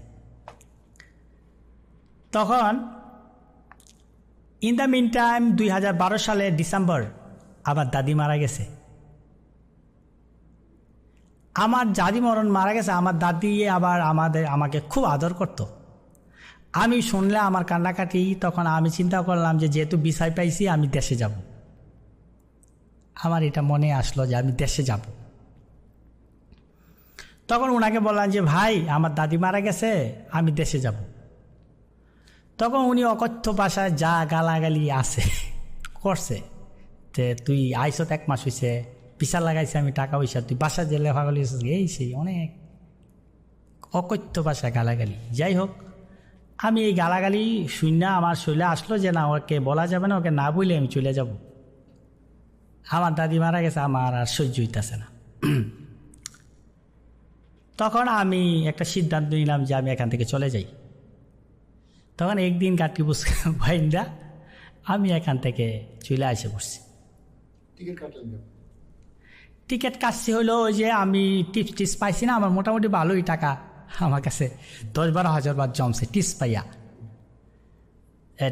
জমলো। তখন আমি আসলাম বাংলাদেশে। আমার দাদি তো মারাই গেল, যে আইসা ফ্যামিলির সাথে একটু সময় দিলাম। ইন দ্য মিন টাইম দেখেন ভাগ্যের কি পরিহাস, আমি প্রায় 2-3 সপ্তাহ ছিলাম। আমি মাল্টিপল ভিসা লাগাই আসছি। আইসা চিন্তা করছি আবার চলে যাব, যেহেতু ওনার কাছে আর যাব না। আমি ওইখানে যেহেতু পরিচয় হয়েছে একটা ভালো, আদার্স অনেক জায়গায় পরিচয় হয়ে গেছি গা, কোথাও না কোথাও একটা জব ম্যানেজ করা যাবে, আমার এটা মনে হয়েছে। ইন দ্য মিন টাইম আমি ধরেন আবার রওনা দিলাম থাইল্যান্ডে। তো আমার যে ভিসাটা ওরা এক্সটেনশন করাইছে, ভিসাটা এটা স্টুডেন্ট ভিসা এক্সটেনশন করাইছে, ট্যুরিস্ট থেকে স্টুডেন্ট করছে। যখনই আমি নামলাম এয়ারপোর্টে, আমাকে বললো যে তুমি কোন ইনস্টিটিউটে পড়ো, তোমার আইডি কার্ড কই। ইমিগ্রেশন আমাকে জিজ্ঞাসা করলো। তখন আর কোনো সদুত্তর দিতে পারতেছি না, আমি কোথায় পড়ি না পড়ি এগুলো আমি কিছুই জানি না। আমি মনে করছি ভিসা হয়েছে মানে আমি আইতে যেতে পারবো ইজিলি, আমার এটা মনে হয়েছে। যখন ইমিগ্রেশন আমাকে ধরলো যে তুমি কোথায় পড়ো, আমি কিছুই বলতে পারতেছি, তখন ইমিগ্রেশন আমাকে রিটার্ন করাই দিছে যে তুমি ঢুকতে পারবে না। আমি 2 দিন এয়ারপোর্টে জেলে ছিলাম। জেলে থাইকে আমি যেভাবে হোক ওরা ইমিগ্রেশন, আমার তো রিটার্ন টিকিট ছিল, ওই বাংলাদেশ বিমানে আমার আবার রিটার্ন করাই দিছে। এই যে বাংলাদেশে আইলাম, আইয়া আবার ফ্যামিলি আমার ভাইয়েরা বলতেছে তুই আসলি কেন, তোকে তো একটা জায়গায় পাঠাইছিলাম। 2014 সাল? হ্যাঁ। এটা কোনটা? যখন আপনি রিটার্ন এটা করলেন 2013-তে। 13তে আমাকে রিটার্ন করাই দিল। তখন আমি আবার বিশাল একটা ক্রাইসিসের মাঝে আবার পড়ে যাই যে এখন আমি কি করব। ফ্যামিলি মানে কেউই সাপোর্ট, তুমি আসলা কেন, কারণটা হলো এটা, তুমি ওইখানেই কোনোভাবে স্যার এদিক দিয়ে পাওনো তারা আবার গ্রাসের মতো আসে দেখি চারোদিক দিয়া। তখন আমি এমন একটা ক্রাইসিসে যে টিউশনিও এখন একটা পর্যায়ে গেছি গিয়া, টিউশনিও চিন্তা কর, টিউশনিও মাথায় আসতেছে না। তারপর তখন ভাই বলতেছে যে তুমি গিয়া করো, তুমি ট্যুরিজমের সময় দাও। তখন আরেকটা ম্যানেজার রাখছিল, ওর নাম আবুল কাশেম, ও ম্যানেজার ট্যুরিজমে। তো আমাকে বলতো ট্যুরিজমে বসো। ট্যুরিজম বসলে কি লাগবে, আমার মাথা কাজ করতেছে না তখন। তো এইভাবে করতে করতে আমার 1 মাস আমি বাসা শুয়ে রয়েছি। ওই আমার আপার বাসা থাকতাম তখন মোহাম্মদপুরে, আমার আপার বাসা। তখন আমি আপার বাসায় থাকি, তখন আমি ভাইদের কাছে যাই না। ভাইদের কাছে গেলে অনেক কথা শুনতে হয়। তখন আমি আমার আপা একজন আছে, আমার বোন, ও বোনের বাসায় আমি থাকি। তখন আমি শুয়ে রয়েছি রাত্রেবেলা। তখন আমি চিন্তা করলাম আমার কী করা যায়। হঠাৎ করে মনে হইলো যে আমি পাসপোর্টটা দেখাই, কারণ এখানে যেহেতু আমাকে ডিপার্টার সিল আছে, এখানে যেহেতু আমি অনেক এজেন্সিতে গেছি, ওরা বলছে যে এটা ভিসা করা যাবে না। আমি আবার ট্রাই করছিলাম ভিসা করানো যায় কিনা, ওরা বলছে যে আপনাকে ডিপার্ট করে দিছে, ভিসা হবে না, এরকম ওরা বলছে আমাকে। তখন আমার মনে হলো যে আমি পাসপোর্টটা লস দেখাই। আমি কেন জানি আমার মনে হয়েছে যে আমি পাসপোর্টটা লস দেখাই। তখন আমি পাসপোর্টটা লস দেখাই, আবার নতুন পাসপোর্ট বানাই আবার নতুনভাবে আমি আবার ভিসার জন্য, যখনই ভিসার জন্য অ্যাপ্লাই করি, ওই এম্বাসি থেকে ফোন দিয়ে বলতেছে যে আপনি তো থাইল্যান্ড থেকে রিটার্ন করাইছে, কারণটা কি। যখনই ওইটা বললো তখন আমার মনে হয়েছে হয়তো বা ওরা কারণটা জানা না বিধে আমাকে জিজ্ঞাসা করছে, নাইলে জানলে তো এই কোশ্চেনটা করতো না। তখন আমি বললাম আমি তো থাইল্যান্ডে ছিলাম, আমি একটা এজেন্সির মাধ্যমে আমার ভিসা করাইছিলাম। এজেন্সি আসলে আমাকে স্টুডেন্ট ভিসা করাইছিল। তো বেসিক্যালি আমি ওইখানে স্টুডেন্ট যে ভিসা, আমি ওই এজেন্সিটাকে চিনতাম না, সে আমাকে স্টুডেন্ট দিছে, বাট আমার স্টুডেন্ট দরকার ছিল না। তো এখন আমি ট্যুরিস্টে ঘুরতে যেতে চাচ্ছি। তো স্টুডেন্ট ভিসা ছিল, আমি কার্ড দেখাতে পারি না, বিদায় ওরা রিটার্ন করে। আমি সত্যিটাই বলছি ওদেরকে। তখন না দেখলাম ওরা আমাকে ট্যুরিস্ট ভিসাটা দিছে। যখনই ট্যুরিস্ট ভিসাটা দিল তখন আমি ওই ভিসাটা পাইলাম। তখন আমার ফ্যামিলিকে আমি জিনিসটা যে বলবো যে আমি আবার থাইল্যান্ড যাব, কিভাবে যাব, এই জিনিসটা আমি বলতে পারতেছি না। আমি চিন্তা করতেছি আমার কি করা যায়, আমার তো যাইতে হবে আবার। আমার মনে হয়েছে যে থাইল্যান্ডে যে এত লুকটুক যায়, এত মানুষ যায়, আমার মনে হয়েছে যে থাইল্যান্ডে মনে হয় ট্যুরিজম ব্যবসাটা করা যাবে, আমার এটা মনে হয়েছে। তখন আমার ফ্যামিলিকে বললাম যে আমি থাইল্যান্ডে আবার যাব। তখন বলছে যে তোমার থাইল্যান্ডে যাওয়ার দরকার নাই, তুমি ট্যুরিজমে কাজ করো, এখানেই কাজ করো, তুমি থাইল্যান্ডে যাওয়ার দরকারই নাই, যে এই দেশে তুমি কিছুই করতে পারতেছ না, এতদিন তাই কিছুই করতে পারতো। আমি বলি না, আমি একটা লোকের সাথে কথা হয়েছে, উনি আমাকে নাকি জব দিব ওইখানে, আমাকে বলছে এরকম। আমি বলছি বুঝাই, আচ্ছা ঠিক আছে, উনি যদি তোমাকে টিকিট দিয়ে নিয়ে যায় তুমি যাও, আমরা তোমাকে কিছুই দিব না। তো ওইখানে কাজ করার সময় যেহেতু অনেক ট্যুরিস্ট যাইতো, একটা কোম্পানির নাম হলো বিম ট্যুরিজম, উনি এখন নাই, উনি হয়তো বা কোথায় আছে আমি যাই না। ওই বিম ট্যুরিজম আমার সাথে পরিচয় ছিল। ওনার বিভিন্ন গেস্ট গেলে আমি আবার বিভিন্ন খানা টানা সার্ভিস দিতাম। তখন ওনার কাছে গেলাম, আমি বললাম যে ভাই আপনি যদি আমাকে একটা টিকিট করে দিতেন, আপনার পেশেন্টেশন জানা, বিভিন্ন লোক জানা, আমি ওদেরকে সার্ভিস দিব, আপনি আস্তে আস্তে করে টাকাটা কাইটা রাখেন। উনি বলছে সমস্যা নাই, তোমাকে টিকিট করে দিব।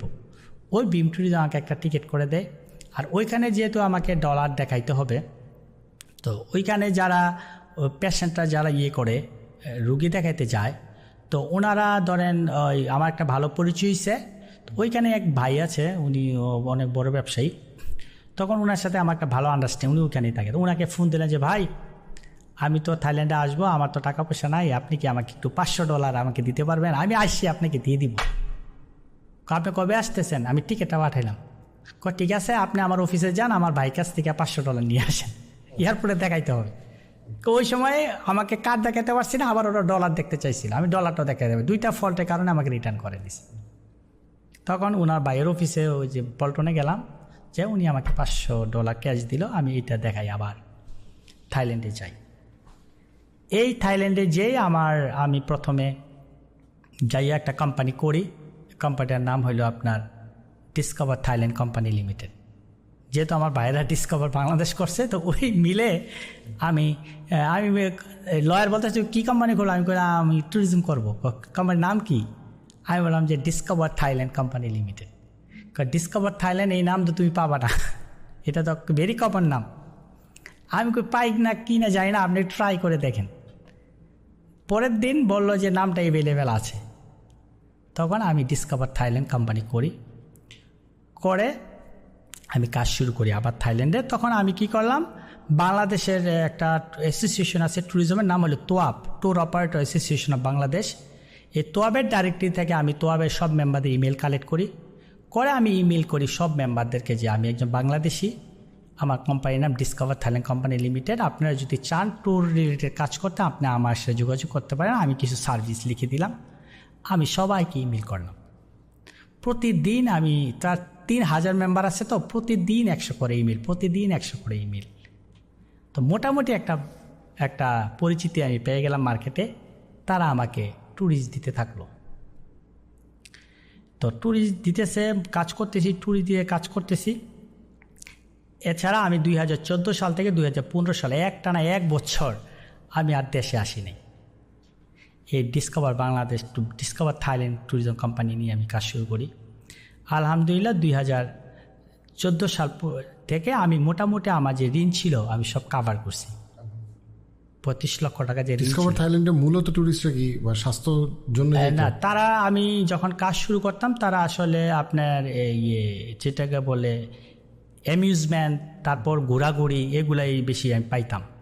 যেমন কেউ পাতায়া ফুকেট যাবে, কোরাল আইল্যান্ড ট্যুর করবে, বিভিন্ন ওইখানকার ডেস্টিনেশনগুলা কোসামুই, চিয়াংমাই, চিয়াংরাই, বিভিন্ন ডেস্টিনেশনে যাইতো। তো প্রত্যেকটা ডেস্টিনেশনে যে লোকাল এজেন্ট আছে আমি ওদের সাথে যোগাযোগ করে একটা পার্টনারশিপ করেছি যে আমার কাস্টমার আসলে আমি তোমাকে দিব। হ্যাঁ, তখন আমি ট্যুরিজমে আমার কোনো লুক শিখি নাই, আমি নিজে থেকে সব করছি। আমি স্টাডি করছি, এজেন্সির সাথে কাজ করতে করতে শিখছি আমি। তখন ওরা পাঠাইতো যে ইসাক ভাই আমার 5 জন লোক আসবে, ব্যাংককে 2 নাইটস থাকবে, পাতে 2 নাইটস থাকবে, কত হবে? তখন আমি ট্রান্সপোর্টের হিসাব করতাম, হোটেলটা হিসাব করতাম, ঘোরাঘুরিকে খাওয়া দাওয়া সব হিসাব করে ধরেন সাপোজ একজনে $100 খরচ, তখন আমি বলতাম যে ভাইয়া $130 লাগবে বা $120 লাগবে। এইভাবে করে করে আমি মোটামুটি ভালোই প্রতি মাসে অ্যাবাউট না হইলেও ধরেন 100-150 আমি ট্যুরিস্ট পাই। তো 100-150 যদি আমি ট্যুরিস্ট পাই, একটা কাস্টমার থেকে যদি আমি $30 পাই, তাহলে এক মাসে কত ডলার ধরেন? 100 হইলে $3000-4000। তো $4000 মানেই ধরেন প্রায় তো ধরেন 80-86 করে তখন ছিল। ভালোই ইনকাম পাইতাম আমি। এছাড়া এই কোম্পানিগুলো আবার বড় বড় গ্রুপ পাঠাইতো, দেখতাম 100-150 জনের, যেমন বার্জার পেইন্ট, বার্জারের মালিক পক্ষ আমাকে চিনে ভালো করে, স্ক্যান সিমেন্ট, তারপর আপনার বসুন্ধরা, গ্রামীণ ফোন, বাংলা লিঙ্ক, সবার গ্রুপ আমি করছি। আলহামদুলিল্লাহ বাংলাদেশের কর্পোরেট লেভেলে সবাই আমাকে চিনে, হ্যাঁ, ডিসকভার থাইল্যান্ড কোম্পানিকে। তো যখনই আমি কর্পোরেট মোটামুটি শুরু করলাম, তখন আমার মনে হলো যে আমি কিছু ব্র্যান্ডের কোম্পানির সাথে কাজ করি, তাইলে আমাকে মানুষ ট্রাস্ট করবে বেশি। তখন বাংলাদেশে কয়েকটা বড় বড় কোম্পানি, ধরেন বাংলাদেশে একটা কোম্পানি আছে হলো সাইমন ওভারসিজ, আপনি চিনবেন, যারা ওই আমেরিকার ভিসা সেন্টার ওইখানে সাইমন। তারপর আছে হলো মাউন্টেন ক্লাব, তারা অনেক বড় ট্যুর কোম্পানি। তারপর আছে ডিসকভারি ট্যুরস। এরকম কিছু বড় বড় কোম্পানিকে আমি টার্গেট করলাম। তো টার্গেট করার পরে আমি প্রথমে ট্রাই করলাম যে আমি সাইমন ওভারসিজকে ধরি, কারণ সাইমন নিজস্ব সেন্টার গুলশানে। তো তো সাইমনে যোগাযোগ করতে যেয়ে ডাইরেক্টরিতে তো আমি তখন একটু খবর নিলাম সাইমনে, ওইখানে এখনও আছে মাহবুব ভাই। তো মাহবুব ভাইকে আমি কানেক্ট করলাম, মাহবুব ভাইকে আমি ফোন দিলাম। তো মাহবুব ভাই আবার আমি যে পর্যটনে কোর্স করেছি, উনি আবার পর্যটনে কোর্স করেছে। সো আমাদের একটা গ্রুপ আছে, ওই গ্রুপে আমরা জানি কে কোন ওইখান থেকে আমি মাহবুব ভাইকে পাই। তো আমি বললাম যে মাহবুব ভাই আমি পর্যটনের স্টুডেন্ট, আপনিও তো দেখলাম পর্যটনের বেচে। হ্যাঁ ভাই পর্যটনের বেচে। তো আমি তো থাইল্যান্ডে আছি, আপনি যদি আপনাদের কোম্পানিতে যদি আমি একটু কিছু কাজ দিতেন। তো উনি আমাকে বললো দেখেন আমরা তো থাইল্যান্ডের আপনার একটা বড় কোম্পানিতে কাজ করি আমরা, তো আপনি তো এখন নতুন, এখন ম্যাডাম কাজ করবে কিনা আপনার সাথে? ঠিক আছে, ম্যাডাম থাইল্যান্ডের সামনের সপ্তাহে যাচ্ছে, আপনি একটু ম্যাডামের সাথে কথা বললেন। আমি বললাম কোন হোটেলে উঠবে? কোনো সমস্যা নাই, আমি ম্যাডামকে আপনাকে কন্ট্যাক্ট দিয়ে দেবো, উনি আপনার সাথে কন্ট্যাক্ট করবে। যতই ম্যাডাম আমাকে ফোন দিছে যে সাহেব আমাকে মাহবুব আপনার নাম্বারটা দিছে, আপনি আমার সাথে কখন দেখা করতে পারেন? আমি বললাম আপনি যখন চান। কয় আপনি মাগরিবের আগে আসেন। তখন আমি আসলে থাইল্যান্ডে একমাত্র তো আমি সাইকেল চালাই, এখানে সেখানে যাই। আমি কি করছি, সাইকেলটা নিয়ে গেছি ওনার হোটেলের সামনে। তো হোটেলের সামনে যে আমি ফোন দিলাম যে ম্যাডাম আমি তো আপনার হোটেলে আসি, আপনি কোথায়? আমি তো হোটেলের সামনে। আমিও তো হোটেলের সামনে। তো উনি দেখা আমার পিছনে দাঁড়াইছিল। তো কই আপনার সামনে? আমাকে তাকাইছে, আমি ওনার দিকে তাকাইছি। তো আমার এক হাতে সাইকেলটা, উনি আমার দিকে তাকায় আর আমার সাইকেলের দিকে তাকায়। হ্যাঁ, তো সাইকেলটা তো চালাতে একটু হয়েছে না, সাইকেলের দিকে তাকায়। আচ্ছা আচ্ছা ঠিক আছে আসেন, আমি লবিতে আসেন। তো আমি সাইকেলটা এক সাইডে রাখি আর লবিতে গেলাম। যাই আপনি কী কাজ করেন? তা আমি বললাম যে ম্যাডাম আমি তো এই যে ট্যুর করে আমি কিছু কোম্পানির রেফারেন্স দিলাম, ওরার সাথে কিছু কাজ করি। তো আমি চাচ্ছি, আমরা তো এই একটা কোম্পানির নাম বললো, ওটা অনেক বড় কোম্পানি থাইল্যান্ডের, তো ওইটা ওদের আমাদের সাথে কাজ করে, তখন আপনি কি সাপোর্ট দিতে পারবেন? ওরা যেভাবে আমাদেরকে সাপোর্ট দেয়। আমি বললাম যে ম্যাডাম আমার ওদের মতো তো এত বড় আমার নাই, আপনি আমাকে প্রথমে কিছু ছোটো ছোটো কাজ দেন, আমি বড় কাজ আমার দরকার নেই। আপনার কিছু ফ্যামিলি আছে, 2 জন 3 জন 4 জন আছে, এগুলো আমাকে দেন। আমি বড় 100 জন 200 জন 500 জনের গ্রুপ, এটা আস্তে আস্তে আপনি বুঝবেন আমি কখন পারব, একটু সাপোর্ট দিন আমাকে। তখন উনি বলে আচ্ছা ঠিক আছে করো, তুমি মাহবুবের সাথে যোগাযোগ রাখো, আর আমি মাহবুবকে বলে দিব। হয়তোবা উনি আয়সা বলছে যে তাকে কিছু ছোটো ছোটো কাজ দাও, ওই মাহবুব আমাকে কিছু ছোটো ছোটো 5 জন 6 জনের গ্রুপ দিয়ে ওরা যখন আমি সার্ভিস দিয়ে ওরা ভালো ফিডব্যাক দেয়, কাস্টমার বলে যে না উনি ভালো সার্ভিস দিচ্ছে। আস্তে আস্তে এখন বর্তমানে আমি সাইমনের 100% কাজ করি। একমাত্র তারাই আপনার বাংলাদেশ সবচেয়ে বড় কর্পোরেট গ্রুপগুলো করে, 500 জন 600 জন 1000 জন, এবং তাদের মাধ্যমে বাংলাদেশে কর্পোরেট ওয়ার্ল্ডের সবচেয়ে বেশি কাজ আমি করছি। যখনই আমার সাথে সাইমন কাজ শুরু করে দিল, তখন আমাদের সাথে আরও বড় বড় কোম্পানিগুলো আমার সাথে আসে। সেই জন্য আলহামদুলিল্লাহ বাংলাদেশের সবচেয়ে কর্পোরেট গ্রুপ থাইল্যান্ডে আমি করি সবচেয়ে বেশি। মানে কর্পোরেট তাদের যে রিট্রিট প্রোগ্রাম করে, তারা ইনসেন্টিভ ট্রিপ করে যেগুলা, ওইখানে যে পারফরমেন্স ইনসেন্টিভ ট্রিপটাই বেশি হয়। তারপর কিছু কোম্পানি তাদের অ্যানুয়াল এজিএমগুলো করে, তো ওইগুলো একমাত্র আমি থাইল্যান্ডে সবচেয়ে বেশি আমি করি এই কর্পোরেট ট্রিপগুলো। তারপরে আমি ওই যে বললাম প্রথমে যে ওই রেস্টুরেন্টে কাজ করার সময় বামুনঘাট হসপিটাল, তখন 2016 সাল। তখন আমার মনে হইলো যে আমার মোটামুটি একটা রিনাউন্ড হয়েছে, আমি এখন একটা কিছু বামুনঘাটে যাইতে পারি। তখন আমি বামুনঘাটে এজেন্সি নেওয়ার জন্য আমি অনেকবার গেছি বামুনঘাটে, কিন্তু এখানে যারা বাংলাদেশি এন্টারপ্রেটার আছে ওরা বলতেছে যে বামুনঘাট কোনো এজেন্ট দেয় না। আমি কোনো ওয়ে পাইতেছি না যে ওদের টপ লেভেলে কথা বলার জন্য, আমি কোনো ওয়ে পাইতেছিলাম না। তখন আপনার একটা লোক, ও স্পেনের একটা ছেলে, সে ওর সাথে আমার একটা ভালো পরিচয় ছিল, স্পেনের যে ছেলেটা। তো তার সাথে একবার কথা বলতেছি, আমি মোটামুটি এক্সারসাইজে যাই, তখন একটু ফিটনেস নিয়ে আমি কাজ করি। ওই ছেলেটার সাথে আমি একদিন কথা বলতেছিলাম যে বামুনঘাটের কোনো টপ লেভেলের লোক তুমি তো এখানে ট্রেনিং করাও, কেউ এখানে তারা ট্রেনিং করে কিনা হেলথে? সে বললো হ্যাঁ বামুনঘাটে একজন ডাইরেক্টর আছে, তাকে আমি ট্রেনিং করাই, ও বামুনঘাটে মার্কেটিং ডাইরেক্টর। তখন আমি তাকে বললাম তুমি কেউ তাকে বলো না যে আমি তার সাথে একটা মিটিং করা যাবে কিনা? নো প্রবলেম, আমি করাই দেবো তোমাকে। পরের দিনই সে আমাকে ফোন দিল, আমি ওর সাথে কথা বলছি, তোমার ব্যাপারে তো ও বলতেছে তুমি কি ব্যাপারে কথা বলবা, তা আমি বললাম আমি বামুনঘাটে এজেন্ট হতে চাই, আমি বামুনঘাটকে অনেক পেশেন্ট দিতে পারবো। তো ও আচ্ছা ঠিক আছে, আমি তাহলে জানাবো এটা। তো সে জানানো বলছে যে ওই ছেলেটাকে বলো সে কিভাবে আমাদেরকে পেশেন্ট দিবে, আমাকে একটা মার্কেটিং প্ল্যান দিতে বলো তাকে। তো আমি তাকে বললাম একটা কাজ করো, ওকে বলো যে আমি মার্কেটিং প্ল্যানটা তাকে ইমেলে দিব না, ওনাকে বলো আমি সরাসরি ওনার সাথে বসে আমি মার্কেটিং প্ল্যান বলতে চাই। কারণটা হলো আমি ভাবছি একটা প্ল্যান দিয়ে দিলে সে দেখে ফেললে সে এটা কপি করতে পারে, আমার এটা মনে হয়েছে। আমি মনে করি সে যে আমার সাথে সরাসরি দেখা করে কথা বলে আমার কথাটা শুনলো, আমার কনফিডেন্ট সে বুঝতে পারলো, এই জন্য আমার এটা মনে হইলো। আমি দেখি না আমি ইমেলে দিব না। তখন বললো যে ঠিক আছে আমি তাকে জানাই। তখন সে 1 সপ্তাহ পরে আমাকে সময় দিছে। এই 1 সপ্তাহ মাঝে আমি সুন্দর একটা মার্কেটিং প্ল্যান আমি তৈরি করলাম। তৈরি করার পরে একটা 5 স্টার হোটেলে সে আমাকে ইনভাইট করলে, রেস্টুরেন্টে আমি গেলাম, তার সাথে আমার পুরো মার্কেটিং প্ল্যানটা তার সাথে বললাম। তখন সে মোটামুটি একটা পজিটিভ আমার সিঙ্গেল দিল, যে বলল যে আমি তাইলে তোমার বাংলাদেশ অফিস ভিজিট করব। এই যে কথাটা বললো আমি আরেকটা ইয়েতে পড়ে গেলাম গাছে, সে বাংলাদেশে আসে, সে আমার ছোট একটা ডিসকভারি অফিস আছে তখনও, ছোট একটা অফিস, সে যদি আয়সা দেখে আমাকে তো সে পছন্দ করবে না। আমি আসলে চিন্তায় পড়ে গেলাম। সে বলল যে আমি সামনের মাসেই যাব বাংলাদেশে, এই কথা আমাকে বলে দিল। তো ইন দ্য মিন টাইম আমি বামুনঘাটের পরেই আমি আরেকটা কোম্পানির আমি জিএসএসি হই, আমি জেনারেল সেলস অ্যান্ড মার্কেটিং। সেটা হলো থাইল্যান্ড এলিট। থাইল্যান্ড এলিট হলো থাইল্যান্ড গভর্নমেন্টের একটা প্রোগ্রাম। ওরা সারা পৃথিবীতে যারা আপনার ওয়েলদি ট্যুরিস্ট আছে, যাদের অনেক টাকা পয়সা, যারা অনেক বড় বড় শিল্পপতি, ওদেরকে ওরা একটা এলিট ভিসা দেয়। এটার 20 বছরের ভিসার দাম হলো আপনার 10 লাখ বাট, বাংলা টাকায় বর্তমানে 35 লক্ষ টাকা। এইটা থাই গভর্নমেন্টের একটা প্রজেক্ট।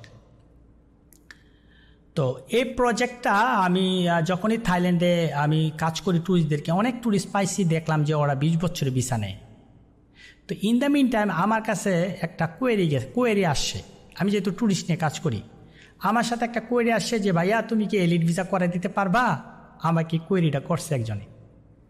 তো আমি বললাম আমি আসলে জীবনে যত কোশ্চেন আছে আমি নো বলি না, আমি বলি হ্যাঁ আমি পারবো। কেন? আমি সময় নিয়ে রিসার্চ করি, ফাইন্ড আউট করি, যদি পেয়ে যাই এটা পাও, এই তখন আমি এটা কনফিডেন্ট থাকি। সবসময় আমি কখনো না বলি না, আমি বলি যে ভাইয়া পারবো, একটু আমাকে কোয়েরিটা কি কাগজপত্র লাগবে যদি আমাকে বলতেন। তখন আমাকে বললাম যে ঠিক আছে আমি দেখতেছি, আপনাকে আমি কালকেই সব জানাই দিব। থাইল্যান্ড এলিট লেখে সার্চ দিলাম, থাইল্যান্ড এলিটের কোম্পানি পাইলাম। আমি পরের দিন সকালবেলা আমি ওই এলিটের অফিসে চলে গেছি। ওই এলিটের সাথে কথা বললাম যে আমি ডিসকভার থাইল্যান্ড, আমার একটা কোম্পানি আছে, আমার একটা কাস্টমার আছে, আমি তোমাকে যদি দেই আমার কোনো বেনিফিট আছে? তো সে বললো অবশ্যই আছে, তুমি যদি দাও তুমি 5% কমিশন পাবা। আমি তো কোম্পানি, আমাদের 2টা এজেন্টের, একটা হলো ইন্ডিভিজুয়াল এজেন্ট আর একটা হলো কর্পোরেট এজেন্ট। তো তুমি যদি কর্পোরেট এজেন্ট হইতে চাও, তোমার কোম্পানির 3 মিলিয়ন বাদ হইতে হবে তোমার কোম্পানির অথরাইজ ক্যাপিটাল। তখন আমার কোম্পানি ক্যাপিটাল 2 মিলিয়ন বাদ। তখন আমার মনে হলো যে তাহলে কোম্পানির ক্যাপিটাল 1 মিলিয়ন বাড়াইয়া আমাকে ওইটা করাই ভালো। আর যেহেতু হাতে সময় নাই আমার, আমি বলছি এখন তুমি আমাকে ইন্ডিভিজুয়াল করাও, যেহেতু কাস্টমারটা অলরেডি রেডি। সব ইনফরমেশন নিয়ে আমি কাস্টমারকে ডেলিভারি করলাম, আমাকে তারা ইন্ডিভিজুয়াল এজেন্ট বানাই দিল। ওই 10 মিলিয়ন বাদ দিয়ে 20 বছর বিষয় কাস্টমারটা করে আমি প্রথম কমিশন 50,000 বাদ পাই। তখন আমার মনে হলো একটা হিউজ একটা এই বিষয়টা তো ইন্টারেস্টিং, কারণ আমি এই যে 100 বাদ 200 বাদ করে কাস্টমারকে কালেক্ট করে আমি একসাথে 50,000 বাদ পাইলাম। 50,000 বাদ তো মনে করেন প্রায় 1,75,000 টাকা। আমার এই যে বিষয়টা আমার ইন্টারেস্টিং লাগলো বিষয়টা। তখন আমার মনে হলো যে আমি তাহলে আমার কোম্পানি ক্যাপিটালটা 3 মিলিয়ন বাড়াই, কারণ ওরা বলছে যে যদি ইন্ডিভিজুয়াল 5% আর যার কর্পোরেট হবে এরা 10%, বাট ওদের একটা টার্গেট আছে, ওরা যদি বছরে 40-60টা করতে পারে ওরা 15% পর্যন্ত পাইতে পারে। তখন আমার মনে হলো তাহলে আমি কর্পোরেটে চলে যাই। তখন আমি কোম্পানি ক্যাপিটাল আরও বানাইলাম 1 মিলিয়ন বাড়ানোর পরে এরপরে আমি কাগজপত্র সব রেডি করে আমি মোটামুটি 3 মাস পরে আবার তাদেরকে কর্পোরেটের জন্য আমি অ্যাপ্লাই করলাম। তখন তাদের কর্পোরেট মেম্বার হইলাম। তখন আমি দেখলাম যে আমি এলিটটা আমি কিছু ফেসবুকে পোস্ট করি, কিছু বড় লোক যেহেতু বামুনঘাটে আসে এখানে যাই আমি বলি যে 20 বছর ভিসা লাগলে তখন অনেক বাঙালি আমাকে অনেক টিজ করে যে তুমি এই ফাউল প্রজেক্ট নিয়ে সময় কাটাইতেছ, এই 20 বছরের ভিসা থাইল্যান্ডে কে নিবে তোমার কাছ থেকে, আমাকে এটা ওরা বলতেছে। আমার কেন যেন মনে হলো জিনিসটা কাস্টমার আছে, তখন সবাই বলে থাইল্যান্ড এলিট ভিসা। তো ওই কোম্পানিটার হলো thailandelite.com, ওদের যে ওয়েবসাইটটা thailandelite.com। তখন আমার মনে হলো যে আমি এটা ইন্টারনেটে আমি সারা পৃথিবীতে মার্কেটিং করি না কেন, তখন আমি ডোমেনটা কিনলাম thailandelitevisa.com। তো যেহেতু সবাই থাইল্যান্ড এলিট ভিসা বলে, থাইল্যান্ড এলিট কি বলে না, থাইল্যান্ড এলিট ভিসা বলে, তো আমার মনে হলো থাইল্যান্ড এলিট ভিসা এই ডোমেনটা খুবই একটা রিনাউন্ড ডোমেন হবে। আমি আলহামদুলিল্লাহ ওই নামটি আমি ডাইরেক্ট পাই thailandelitevisa.com। এরপর আমি চিন্তা করলাম যেহেতু .com হয়, .net-এ হয়তো আমার কম্পিটিটররা আরেকটা বানায় মার্কেটিং করতে পারে, তখন আমি .net thailandelitevisa.net ওই দুইটা ডোমেন আমি কিনে আমি বাংলাদেশের একটা কোম্পানিকে বলি আমাকে একটা ওই থাইল্যান্ড এলিটের যে মেইন পেজ আছে হুবহু বোর্ডের মতো আমাকে একটা বানাই দাও। তখন আমি 20,000 টাকা দেই এবং আমি ওয়েবসাইট বানাই। ওরা বললো যে ভাইয়া ওয়েবসাইট বানালে হবে না, এটাতে ডিজিটাল মার্কেটিং করাতে হবে। আমি তাহলে কী করতে হবে, এসইউ করাইতে হবে। এসইউতে আবার কত টাকা, মাসে 10,000 টাকা লাগবে। আমি সমস্যা নাই ভাই, মাসে 10,000 টাকা আমি দিব, তোমরা ভালো করে কিন্তু এসইউ করাইও। ঠিক আছে ভাই, আমরা গুগল ম্যাপে আইনে দিব প্লাস এসইউ করে আপনাকে গুগলের ফ্রন্ট পেজ আনাই দিব। আমি থাইল্যান্ড এলিট শুরু করি এবং অনলাইনে আমি মোটামুটি ধরেন 1 মাস পরে থাকি, কিছু কল আসে আমার কাছে ইউএসএ থেকে, ইউরোপ থেকে, ডেনমার্ক থেকে, ইটালি থেকে কিছু কল আসে আমার কাছে। তাহলে বুঝলাম ওরা ভালোই কাজ করতেছে। এবং মোটামুটি আমি 2016 লাস্টের দিক দিয়ে আমি হই এজেন্ট।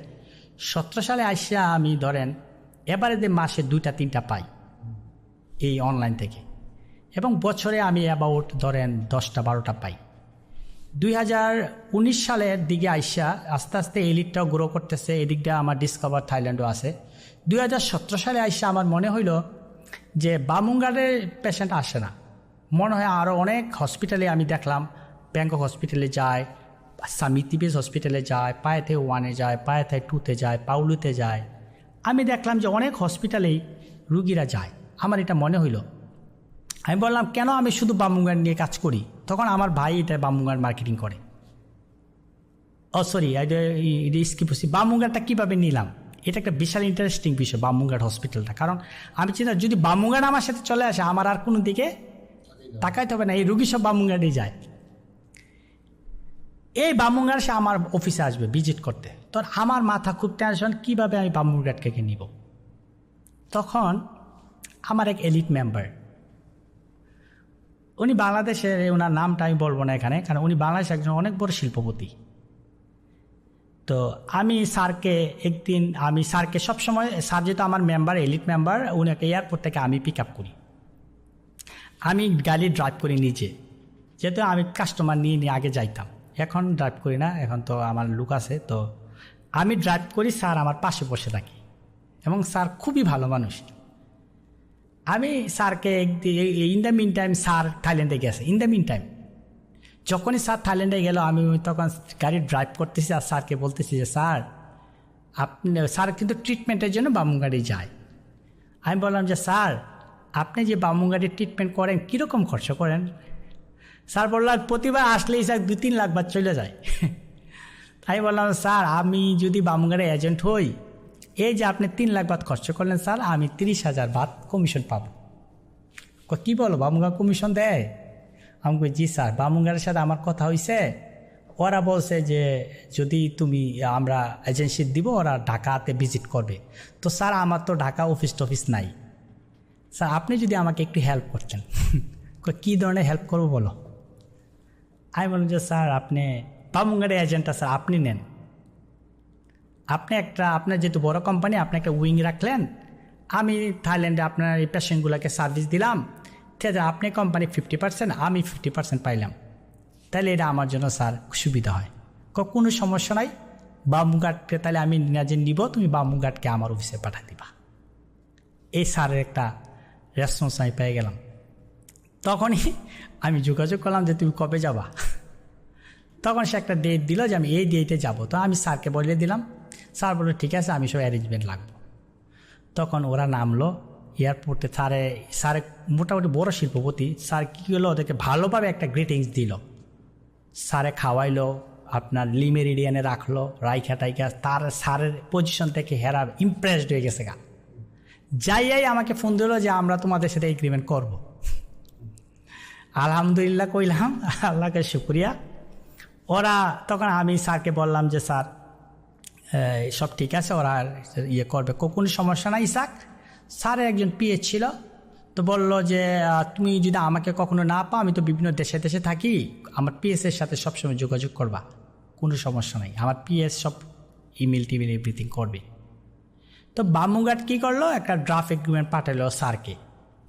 তো ড্রাফট এগ্রিমেন্ট যখন পাঠাইলো তখন ওই স্যার ড্রাফট এগ্রিমেন্টটা পড়ার পরে স্যার আমাকে আবার ফোন দিল, জি সাহেব, আমি তাদেরকে অনেক ভালোভাবে গ্রিটিংস করলাম এবং ওদেরকে বললাম যে আমি সারা বাংলাদেশ বেবি মার্কেটিং করব, কিন্তু ড্রাফট এগ্রিমেন্টে এখানে লেখা আছে যে আমি যেই পেশেন্ট দিব ওই পেশেন্টের উপরেই ওরা কমিশন দিবে, কিন্তু আমি যে সারা বাংলাদেশ বেবি মার্কেটিং করব, অনেকেই তো আমার মার্কেটিং দেখে চলে যাবে, আমি তো ওইটার কমিশন পাবো না, তাইলে আমি এটা কেন করব? স্যার এই কথাটা বললো। তুমি তাদেরকে বলো যে ওরা আমাকে সারা বাংলাদেশ থেকে যত পেশেন্ট যায় আমাকে এক্সক্লুসিভ দিতে হবে, এক্সক্লুসিভ এজেন্ট। আমি যে কোনো পেশেন্ট আমার মাধ্যমে না গেলেও, আমার মার্কেটিংয়ের মাধ্যমে যাবে, তাইলে আমাকে এক্সক্লুসিভ আমাকে দিতে হবে, তাইলে আমি বামুঘাট নিয়ে কাজ করব, নাইলে এটা কাজ করার কোনো মানে হয় না। কিন্তু আমি এটা আমি জানি যে বামুঘাট এটা অ্যাকসেপ্ট করবে না, কারণ বামুঘাট অলরেডি 20 বছর ধরে যে মার্কেট তৈরি করছে তাদের নিজস্ব অফিস দিয়ে, তারা তো তাদের পেশেন্টগুলো আমাদেরকে দিবে না, এটা তো আমি ভালো করেই জানি। তো স্যার আমাকে স্ট্রেট করে বললো, আমি এইভাবে হইলে আমি কাজ করব না, তুমি বাদ দাও।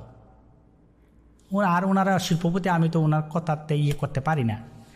আমি আসলে খুব কষ্ট পেয়ে গেলাম যে এটা এখন কী করা যায়। স্যার ডাইরেক্ট করছে, আর এইগুলা আমি কাজ করব না। তখন বামুঘাটের ডাইরেক্টর স্যারকে ফোন দেয়, স্যার ফোন আর তুলে না, ওই এরপরে হঠাৎ করে আমি ফোন তুলে যে উনি যাতে আমাকে ফোন না দেয় স্যার, আমি এটা করব না। তখন আমি বামুঘাটের ডাইরেক্টরকে ফোন দিলাম যে আমি স্যারের সাথে আমার কথা হয়েছে।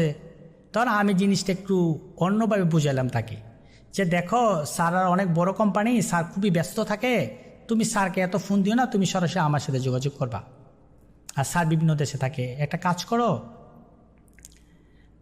বাংলাদেশের কোম্পানির সাথে তুমি ডাইরেক্ট এগ্রিমেন্ট করার দরকার নাই, তুমি আমার সাথে এগ্রিমেন্ট করো, আমি বাংলাদেশের কোম্পানির সাথে এগ্রিমেন্ট করব, জিনিসটা তাহলে ইজি হবে আমাদের জন্য।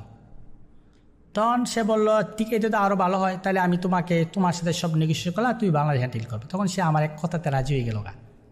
তখন সে আমার ডিসকভার ট্যালেন্টের সাথে এগ্রিমেন্টটা করে। ইন দ্য মিন টাইম যখন ডিসকভার ট্যালেন্টের সাথে এগ্রিমেন্ট করে ফেললো, তখন আমি স্যারকে বললাম যে স্যার আপনি যদি করবেন না, আমি তো কোনো পেশেন্ট দেই, সমস্যা নয়, তুমি করো, নো প্রবলেম, আমার তুমি করো। তারা কিন্তু অফিস দেখে একটা যে হইলো, তারা তখন এটা বার্গেনে গেল না, তো আমাকে তারা ইজিলি অ্যাকসেপ্ট করলো। এবং আমার মনে হলো আমাকে তো পেশেন্ট দিতে হবে, আমি কিভাবে দিব। তখন আমি ডিসকভার বাংলাদেশের সাথে একটা এগ্রিমেন্ট করি, এবং আমার ভাই যেহেতু আমাদের ফার্মাসিউটিক্যাল বিজনেস আছে, এই জন্য ভাইয়ের একটা ভালো রুগীদের সাথে একটা ভালো নেটওয়ার্ক আছে। তখন ভাইকে বললাম যে ভাই একটা কাজ করে, আপনি একটু মার্কেটিং করেন, আর অনলাইনে বেশ প্রচুর পেশেন্ট পাওয়া যায়। তখন উনি discoverims.com না ডিসকভার ইন্টারন্যাশনাল সার্ভিস নামে একটা ওয়েবসাইট বানায়। ও ওয়েবসাইটটা আমরা গুগলে মার্কেটিং করি, তখন আমরা আলহামদুলিল্লাহ ভালো রেসপন্স পাই। তখন ওরাও পেশেন্ট পায়, আমরাও পেশেন্ট দিই। ইন দ্য মিন টাইম, হ্যাঁ, তো গত বছরে আমরা সারা পৃথিবীর মাঝে আমরা প্রায় প্রাইস পাই। আমরা এভারেজে মাসে প্রায় 200+ পেশেন্ট দিই, আর ম্যাক্সিমাম আমাদের আইপিডি পেশেন্ট। এবং আলহামদুলিল্লাহ আমরা একমাত্র বামুঘাট থেকেই আমাদের রেভিনিউ আসে প্রায় আপনার $30,000-50,000 মাসে বামুঘাট থেকে। এবং রেভিনিউটা আমরা রেমিটেন্স আকারে সরকার আমাদের অ্যাকাউন্টে আসে, এবং সরকার কিন্তু 10% আমাদের যে সার্ভিস চার্জ হিসেবে, ট্যাক্স হিসেবে সরকার কিন্তু কাইটা নেয়, এবং পুরা টাকাটাই আমরা রেমিটেন্স আনি। এই হলো বামুঘাটের হিস্ট্রিটা। এবং আমার মনে হলো যে যেহেতু বামুঘাট পেশেন্টটা বামুনঘাটের জন্য অন্য অন্য হসপিটালেও যায়, তখন আমি thaimedics.com নামে একটা পেজ, ওয়েবসাইট প্লাস পেজ করি, thaimedics.com। এই থাইমেডিক্সে তখন আমি বামুনঘাটকে বললাম যে তুমি তো শুধু বাংলাদেশে কাজ করো, আমি তোমার হসপিটালটাকে সারা পৃথিবীব্যাপী আমি মার্কেটিং করতে চাই। কীভাবে করবা? তখন আমি তাকে আমার মার্কেটিং প্ল্যানটা বুঝাইলাম যে থাইমেডিক্স তোমার হয়ে সারা বাংলাদেশে ডিজিটাল মার্কেটিং করবে। তখন আমি আবার থাইমেডিক্সের সাথে বামুনঘাটকে এগ্রিমেন্ট করাই। ব্যাংকক হসপিটাল তাদের নিজস্ব অফিস আছে, যদিও তো ব্যাংকক হসপিটালকে আমি প্রপোজালটা দিই, ওরা খুব রাজি হয়। ব্যাংকক হসপিটাল পাতায়া, এটা অনেক বড়, এটাও ওরা রাজি হয়। মোটামুটি 10টা ইন্টারন্যাশনাল বড় বড় হসপিটালকে আমি রাজি করাই। এই 10টা হসপিটাল এখন আমার সাথে thaimedics.com-এর আন্ডারে। আমি সারা পৃথিবী থেকে আমি পেশেন্ট আনি, মায়ানমার থেকে আনি, ইথিওপিয়া থেকে আনি, মিডল ইস্ট থেকে আনি। আলহামদুলিল্লাহ সারা পৃথিবী থেকে এখন আমার থাইমেডিক্সের ব্যানারে আমার প্রচুর পেশেন্ট আসে। তাছাড়া আমার থাইল্যান্ড এলিট যেই আমার কোম্পানিটা, করোনার সময় যখন সারা পৃথিবী বন্ধ, তখন থাইল্যান্ড এলিট মেম্বারদের জন্য থাইল্যান্ড খোলা ছিল। তখন ওই থাইল্যান্ড এলিট মেম্বার হওয়ার জন্য সারা পৃথিবী থেকে হুমড়ি খেয়ে পড়ে। একটা 20 বছর ভিসা করাইতে আপনার 1 মিলিয়ন বাদ যায়। তখন করোনার সময় 2021 সাল, 2020 তো করোনা শুরু হয় মাস থেকে, 20-এর লাস্টে যে আপনি একটু প্রেশার পড়ে এলিটের উপরে, কারণ 2020 সালের মে মাসে থাইল্যান্ড নর্মাল ট্যুরিস্টদের জন্য বন্ধ করে দেয়। তখন যখন ট্যুরিস্টরা আসতে পারে না, তখন এলিটটা খোলা ছিল। ওই এলিট যখন খোলা, তখন বড় লোকরা তো যাইতেই হবে তাদের ট্রিটমেন্ট এটার জন্য। তখন এই এলিটের উপর একটা বিশাল প্রেশার পড়ে, তখন অনলাইনে আমারটা হাই র্যাঙ্কিং হয়ে যায় থাইল্যান্ড এলিট ভিসাটা। তখন প্রতি মাসে আমি 30টা 40টা ভিসা করি এক মাসে। তাহলে ধরেন আমি তখন তাদের ভালো 15% যেটা হাইয়েস্ট যেটা, ওইটার মেম্বার আমি তখন আমি অ্যাভারেজে প্রতি মাসে প্রায় ধরেন তাদেরকে 40 মিলিয়ন বাদ তাদেরকে আমি দিতাম করোনার সময়। করোনার সময় 2021 সাল, 2020-এর লাস্টে থেকে 2021 সালটাই এক বছরে আমি অ্যাবাউট 5 কোটি টাকা টার্ন ওভার করাই, মানে বেনিফিট আমি প্রফিট করি। তো এখন বর্তমানে এলিটের এজেন্টের মাঝে আমি একজন টপ মেম্বার ওদের। এবং ওরা কি করে, আপনার এলিটে র্যাঙ্কিং করে। ওদের সারা পৃথিবীতে এজেন্ট আছে, কিন্তু ওরা টার্গেট দেয়। যদি আপনি টার্গেট ফিল আপ না করতে পারেন, আপনার এজেন্সি বাতিল করে দেয়। তো 2016 সালে ওদের এজেন্ট নেই, এবং এখন পর্যন্ত আমি টার্গেট ফিল আপ করে টিকে আছি। যখন আমি প্রথম ঢুকি, বাংলাদেশে 3 জন এজেন্ট ছিল, ইন্ডিয়াতে ছিল, পাকিস্তানে ছিল। এখন পুরো এরিয়াতে কোনো এজেন্ট নাই, একমাত্র আমি বাংলাদেশ হিসেবে আমি পুরোই এইটার এজেন্ট এলিটের। বাংলাদেশ থেকে কেউ ফোন দিলে, ইন্ডিয়া থেকে কেউ ফোন দিলে, বিভিন্ন দেশ থেকে ফোন দিলে এরা আমাকে রেফার করে দেয়। এবং ইউএসএ, এই যে মনে করেন যে সেই আপনার আব্বা মাদ্রাসার একজন শিক্ষক ছিলেন, 600 টাকা বেতন পাইতেন, সেইখান থেকে আপনি ন্যাশনাল ইউনিভার্সিটিতে মেট্রিক পরীক্ষার এই অবস্থা, তারপরে 2012 সালে আপনার 35 লক্ষ টাকা আপনার ঋণ, সেখান থেকে 2013 সালে আপনি মাফিয়ার খপ্পরে, তারপরে সেখান থেকে সকাল 7টা থেকে রাত 2টা পর্যন্ত চাকরি, দাদি মারা গেল। তো তারপরে এখন আলহামদুলিল্লাহ আল্লাহ আপনাকে, দাদি মারা গেছে, আমার মাও মারা গেছে 2020, আব্বা মারা গেছে 2016 সালে, আম্মা মারা গেছে 2020 সালে।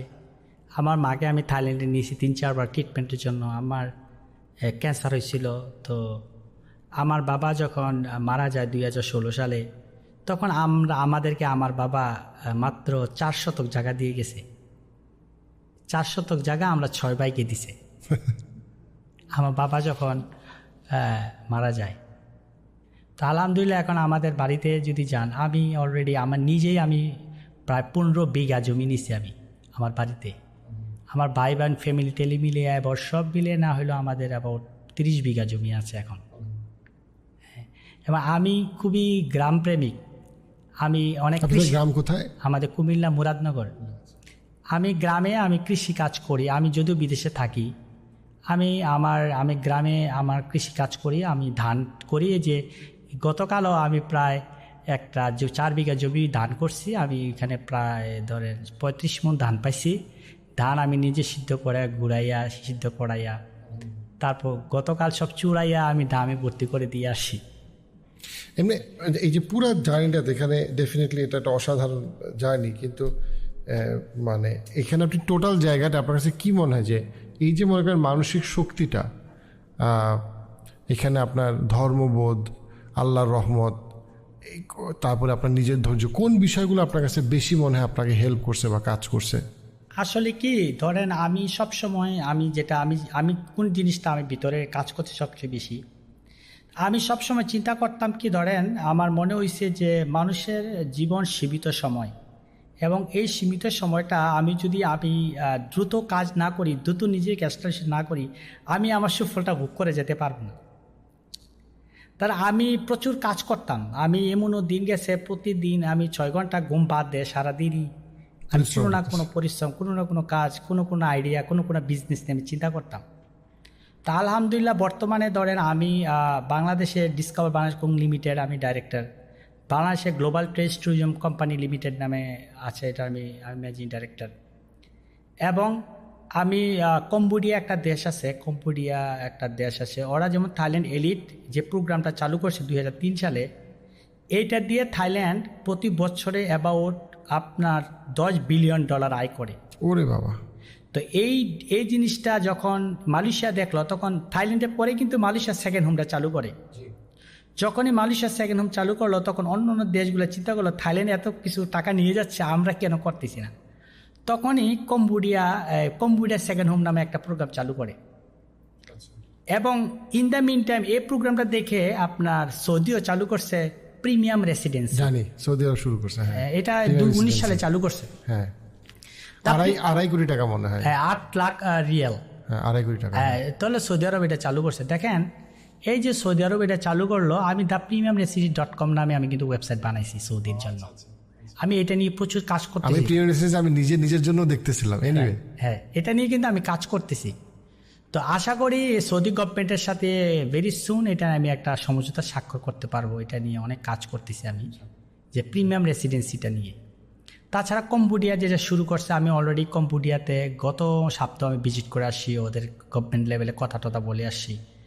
তো আমি এখন এই প্রিমিয়াম যে রেসিডেন্সিগুলা নিয়ে আমি প্রচুর কাজ করতেছি আলহামদুলিল্লাহ। ভালো, মাশাআল্লাহ।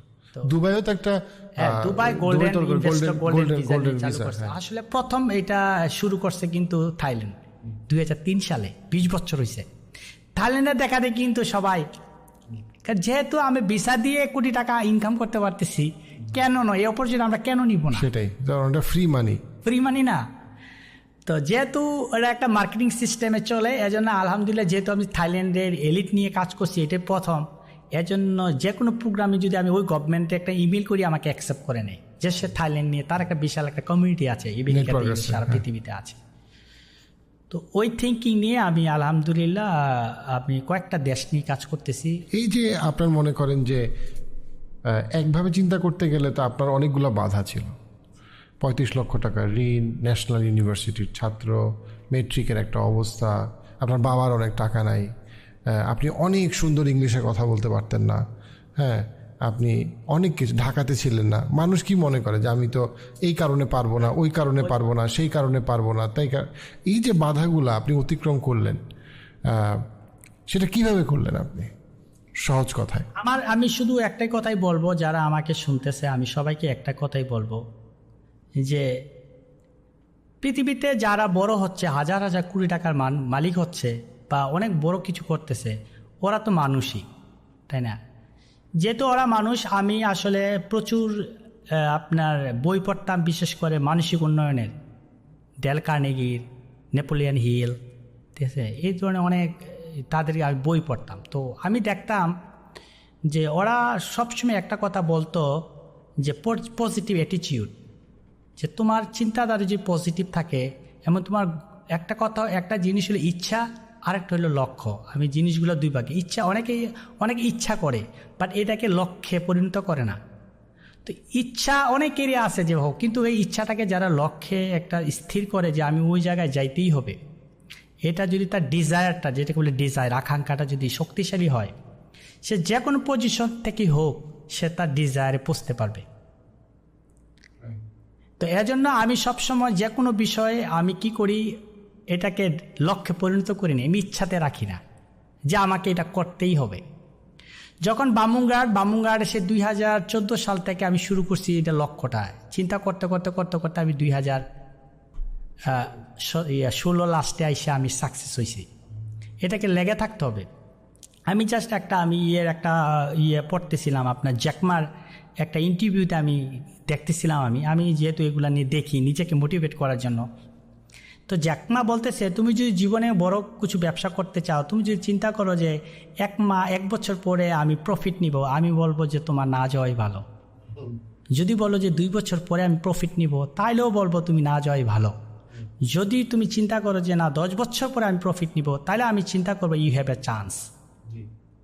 মানে বড় চিন্তা করে একটা লং টার্ম নিয়ে আমি ছোট স্টেপ আগাইতে হবে।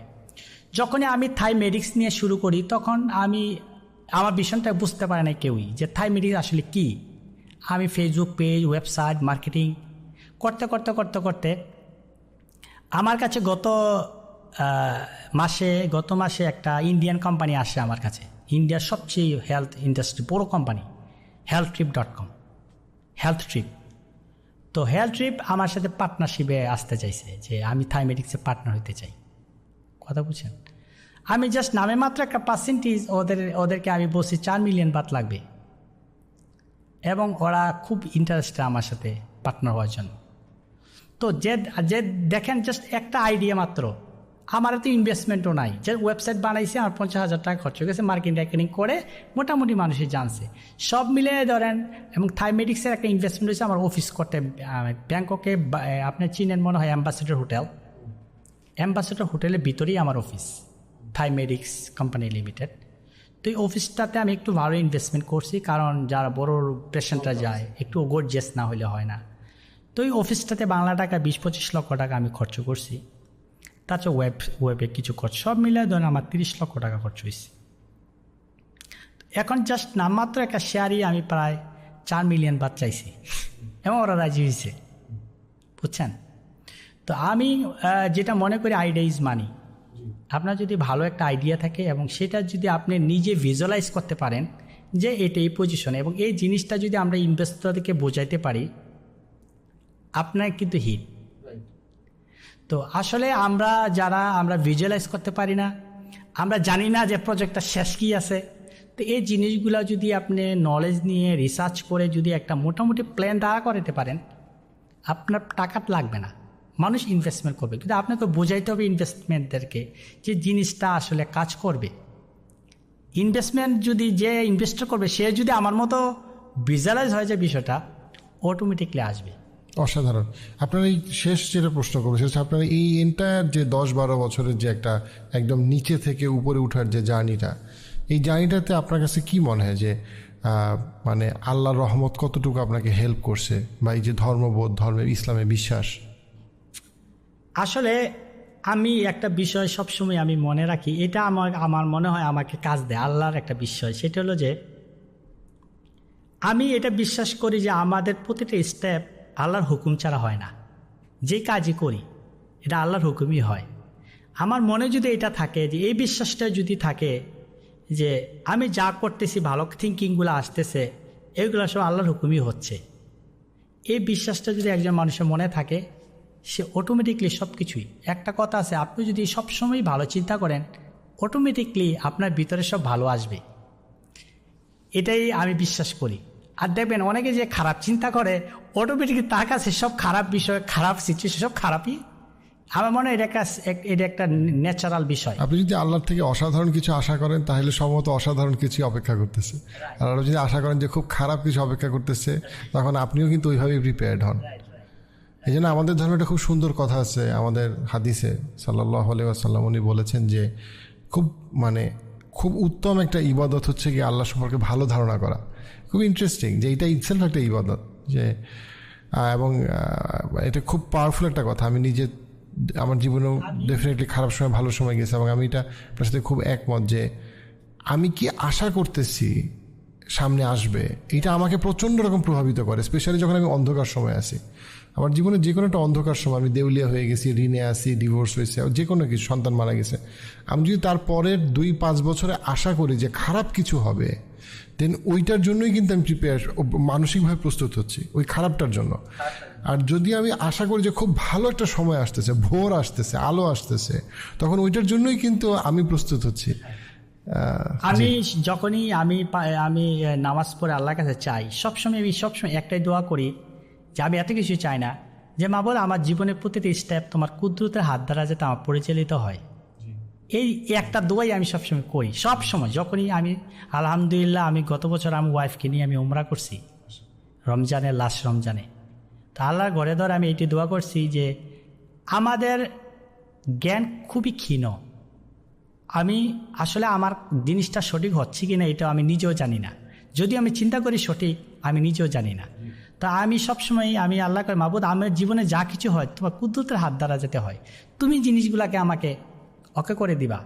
তখন একটা স্পিচ আমি শুনতেছিলাম যে আপনার চিন্তার উপরে আপনি ডিসিশান নিয়ে যদি কোনো একটা কাজ হয় তাহলে ভালো, আপনার ডিসিশন ছাড়া যদি কোনো কাজ না হয় তাহলে খুব ভালো, তাহলে সেটা আল্লাহ ডিসিশন হয়েছে। মানে বুঝছেন? তো এজন্য আমি যা কিছু করি আমি মনে করি আমি ভালোর জন্য করতেছি, আমার মনে তো ভালোটাই আছে, তাই না? যেহেতু আমি ভালোর জন্য করতেছি অবশ্যই আল্লাহ আমাকে এটার জন্য কি হেল্প করবে। তো আমি আমার ফ্যামিলি দেখেন, ধর আমি আমার ফ্যামিলি মাঝে আমরা 11 জন ভাই বোনের মাঝে আমি 8 নাম্বার, আর ভাইদের মাঝে আমি 5 নাম্বার। তো আমার ফুল ফ্যামিলিটা যে একটা সিচুয়েশনে আসিল, তো ফুল ফ্যামিলিটাকে নিয়ে ভালো থাকা সাকসেস কাকে বলে? টাকা পয়সা তো সাকসেস না। সাকসেস ছিল আপনার ভাই বোন সবাই ভালো আছে, আপনার ভাই ভাতিজা সবাই ভালো আছে, আপনার ওয়াইফের ফ্যামিলি, আমার ওয়াইফের ছোট ভাইটাই সবাই মিললে ভালো আছে, অর্থাৎ ফুল একটা প্যাকেজ যদি ভালো থাকে এর একটা ভালো ফ্যামিলিগত, যেটা ভালো সমাজের একটা পরিবারে আপনি ভালো, আপনার হেলথের দিক দিয়ে আপনি সুস্থ, তো সব মিলে যদি ভালো থাকে দেন ইউ আর সাকসেস। টাকা পয়সা তো মেইন সাকসেস না। তো আপনি যদি যান আমি আমার গ্রামের জন্য আমি একটা ক্লাব করেছি 2020 সালে, যখন করোনাতে কোনো কাজ নাই, আমি যেহেতু দেশে চলে আসছি, তো তখন আমি আমার গ্রামের নাম হলো জানগড়। তো জানগড় উন্নয়ন ক্লাব নামে একটা ক্লাব করি। তো ওই ক্লাবের গ্রামে ইয়াংদেরকে আমি ডাকি, বলি যে তোমরা সকালে ঘুম থেকে উঠো, এক্সারসাইজ করো, ভালো চিন্তা করো। তখন আমি 15,000 টাকা দিয়ে একটা লাইব্রেরি করে বই কিনে দিছি ওদেরকে, এবং বিভিন্ন খেলার সরঞ্জাম কিনে দিছি। তো 2020 সালে আমি ওই ক্লাবটা শুরু করি আমাদের গ্রামে। তো আমি চাই কি আমাদের গ্রাম যদি উন্নত হয়, তখন আমার একটা স্লোগান ছিল, আপনি আমার পেজে গেলে পাবেন, জানগড় উন্নয়ন ক্লাব, আমার গ্রাম আমার বাংলাদেশ, তোমার গ্রাম তোমার বাংলাদেশ। তো আমি চিন্তা করি যে আমার গ্রামে যদি আমি একটা লোক, আমার গ্রামের যদি 10টা ছেলেকে যদি আমি ডেভেলপমেন্ট করতে পারি, আমার গ্রামটাকে যদি আমি চিন্তা করি যে আমার গ্রাম যদি আমি একা ডেভেলপমেন্ট করি, আমার মতো যদি 68,000 ছেলে দাঁড়ায় যায় প্রত্যেকটা গ্রাম থেকে, যে না আমরা আমার গ্রামের দিকে নজর দিই, তাহলে অটোমেটিকলি সারা বাংলাদেশ কিন্তু ডেভেলপমেন্ট হয়ে যায়। তো এই থিঙ্কিং থেকে আমি আমার এই স্লোগানটা আমার পেজে পাবেন, আমার গ্রাম আমার বাংলাদেশ, তোমার গ্রাম তোমার বাংলাদেশ। তো এই স্লোগানে আমি কাজ করতেছি আমাদের গ্রামকে নিয়ে। গ্রামে কি অসুবিধা পড়লে, কি সমস্যা পড়লে আমি যথাসম্ভব চেষ্টা করি হেল্প করার জন্য। এবং আমি গ্রাম কেন্দ্রিক প্রতি মাসে বা 2 মাসে হইলেও আমি এক গ্রামে যাই। গ্রামে যে কার একটা ঘর নাই, ভেঙে আছে, কার একটা কল নাই, কেউ সমস্যা ট্রিটমেন্ট করতে পারতেছে না, আমি চেষ্টা করি। এবং যারা আমার সাথে বিদেশে আছে, যারা আমাদের গ্রামের মানুষ, ওদেরকে বলি তোমরাও কিছু করো। ওইভাবে একটু গ্রাম ডেভেলপমেন্টের দিকে আমি একটু এখন নজর দিছি, যেটাকে বলে সোশ্যাল ওয়ার্ক। না, আলহামদুলিল্লাহ, আল্লাহ বরকত দেখ ইনশাল্লাহ। তো আপনার সাথে ইসাক ভাই কথা বলে খুবই ভালো লাগলো, হয়তো কখনো কাজও করা হবে। তো আজকের পডকাস্ট এখানে শেষ করতেছি। তো এটা অনেক আমার কাছেও খুবই ইন্সপাইরেশনাল এই পুরো স্টোরিটা। সো ভালো থাকবেন। ওকে, ধন্যবাদ আপনাকে, আপনি আমাকে সময় দিয়েছেন এবং আমি আপনার কাছে কৃতজ্ঞ। কারণ আমি এই জন্যই আসার কারণটা হলো যে আমি যে একটা বিশাল সমস্যা থেকে আমি আমার জীবনকে এর পর্যায়ে আনছি, আমি চাই বাংলাদেশে প্রত্যেকটা গ্রামে গ্রামে সবাই চেষ্টা করুক, আমরা সবাই যদি নিজেকে ডেভেলপ করি, আসলে নিজের ডেভেলপমেন্ট হলেই দেশ ডেভেলপমেন্ট। তো এজন্য আমি যখন চায়নাতে গেছিলাম, চায়নাতে আমি ওয়াশরুমে যখন যাই, ওয়াশরুমে একটা লেখা ছিল, এই লেখাটা আমাকে অনেক ইন্সপায়ার করে। চায়নায় ওই ওয়াশরুমে লেখা ছিল যে a single step forward is the big step for the civilization. তো এই লেখাটা রিসার্চ করে আমি একটা অর্থ পাইছি যে তুমি নিজে যদি একটা ছোট ভালো কাজ করো, সেটা তোমার জন্য ছোট বা দেশের জন্য সবচেয়ে বড়। তো এজন্য প্রত্যেকটা নাগরিক যদি এক একটা ছোট ছোট কাজ করে, সেক্ষেত্রে পুরো দেশের জন্য একটা বিশাল একটা কিছু পয়েন্ট নিয়ে আসবে। সেই আশা ব্যক্ত করে সবাইকে বলবো যে আমরা সবাই নিজের পজিশন থেকে কিছু না কিছু ভালো কাজ করি এবং সেভাবে আমরা দেশটাকে চেঞ্জ করতে পারবো ইনশাআল্লাহ। ইনশাআল্লাহ। ভালো থাকবেন, দোয়া রাখবেন। জি।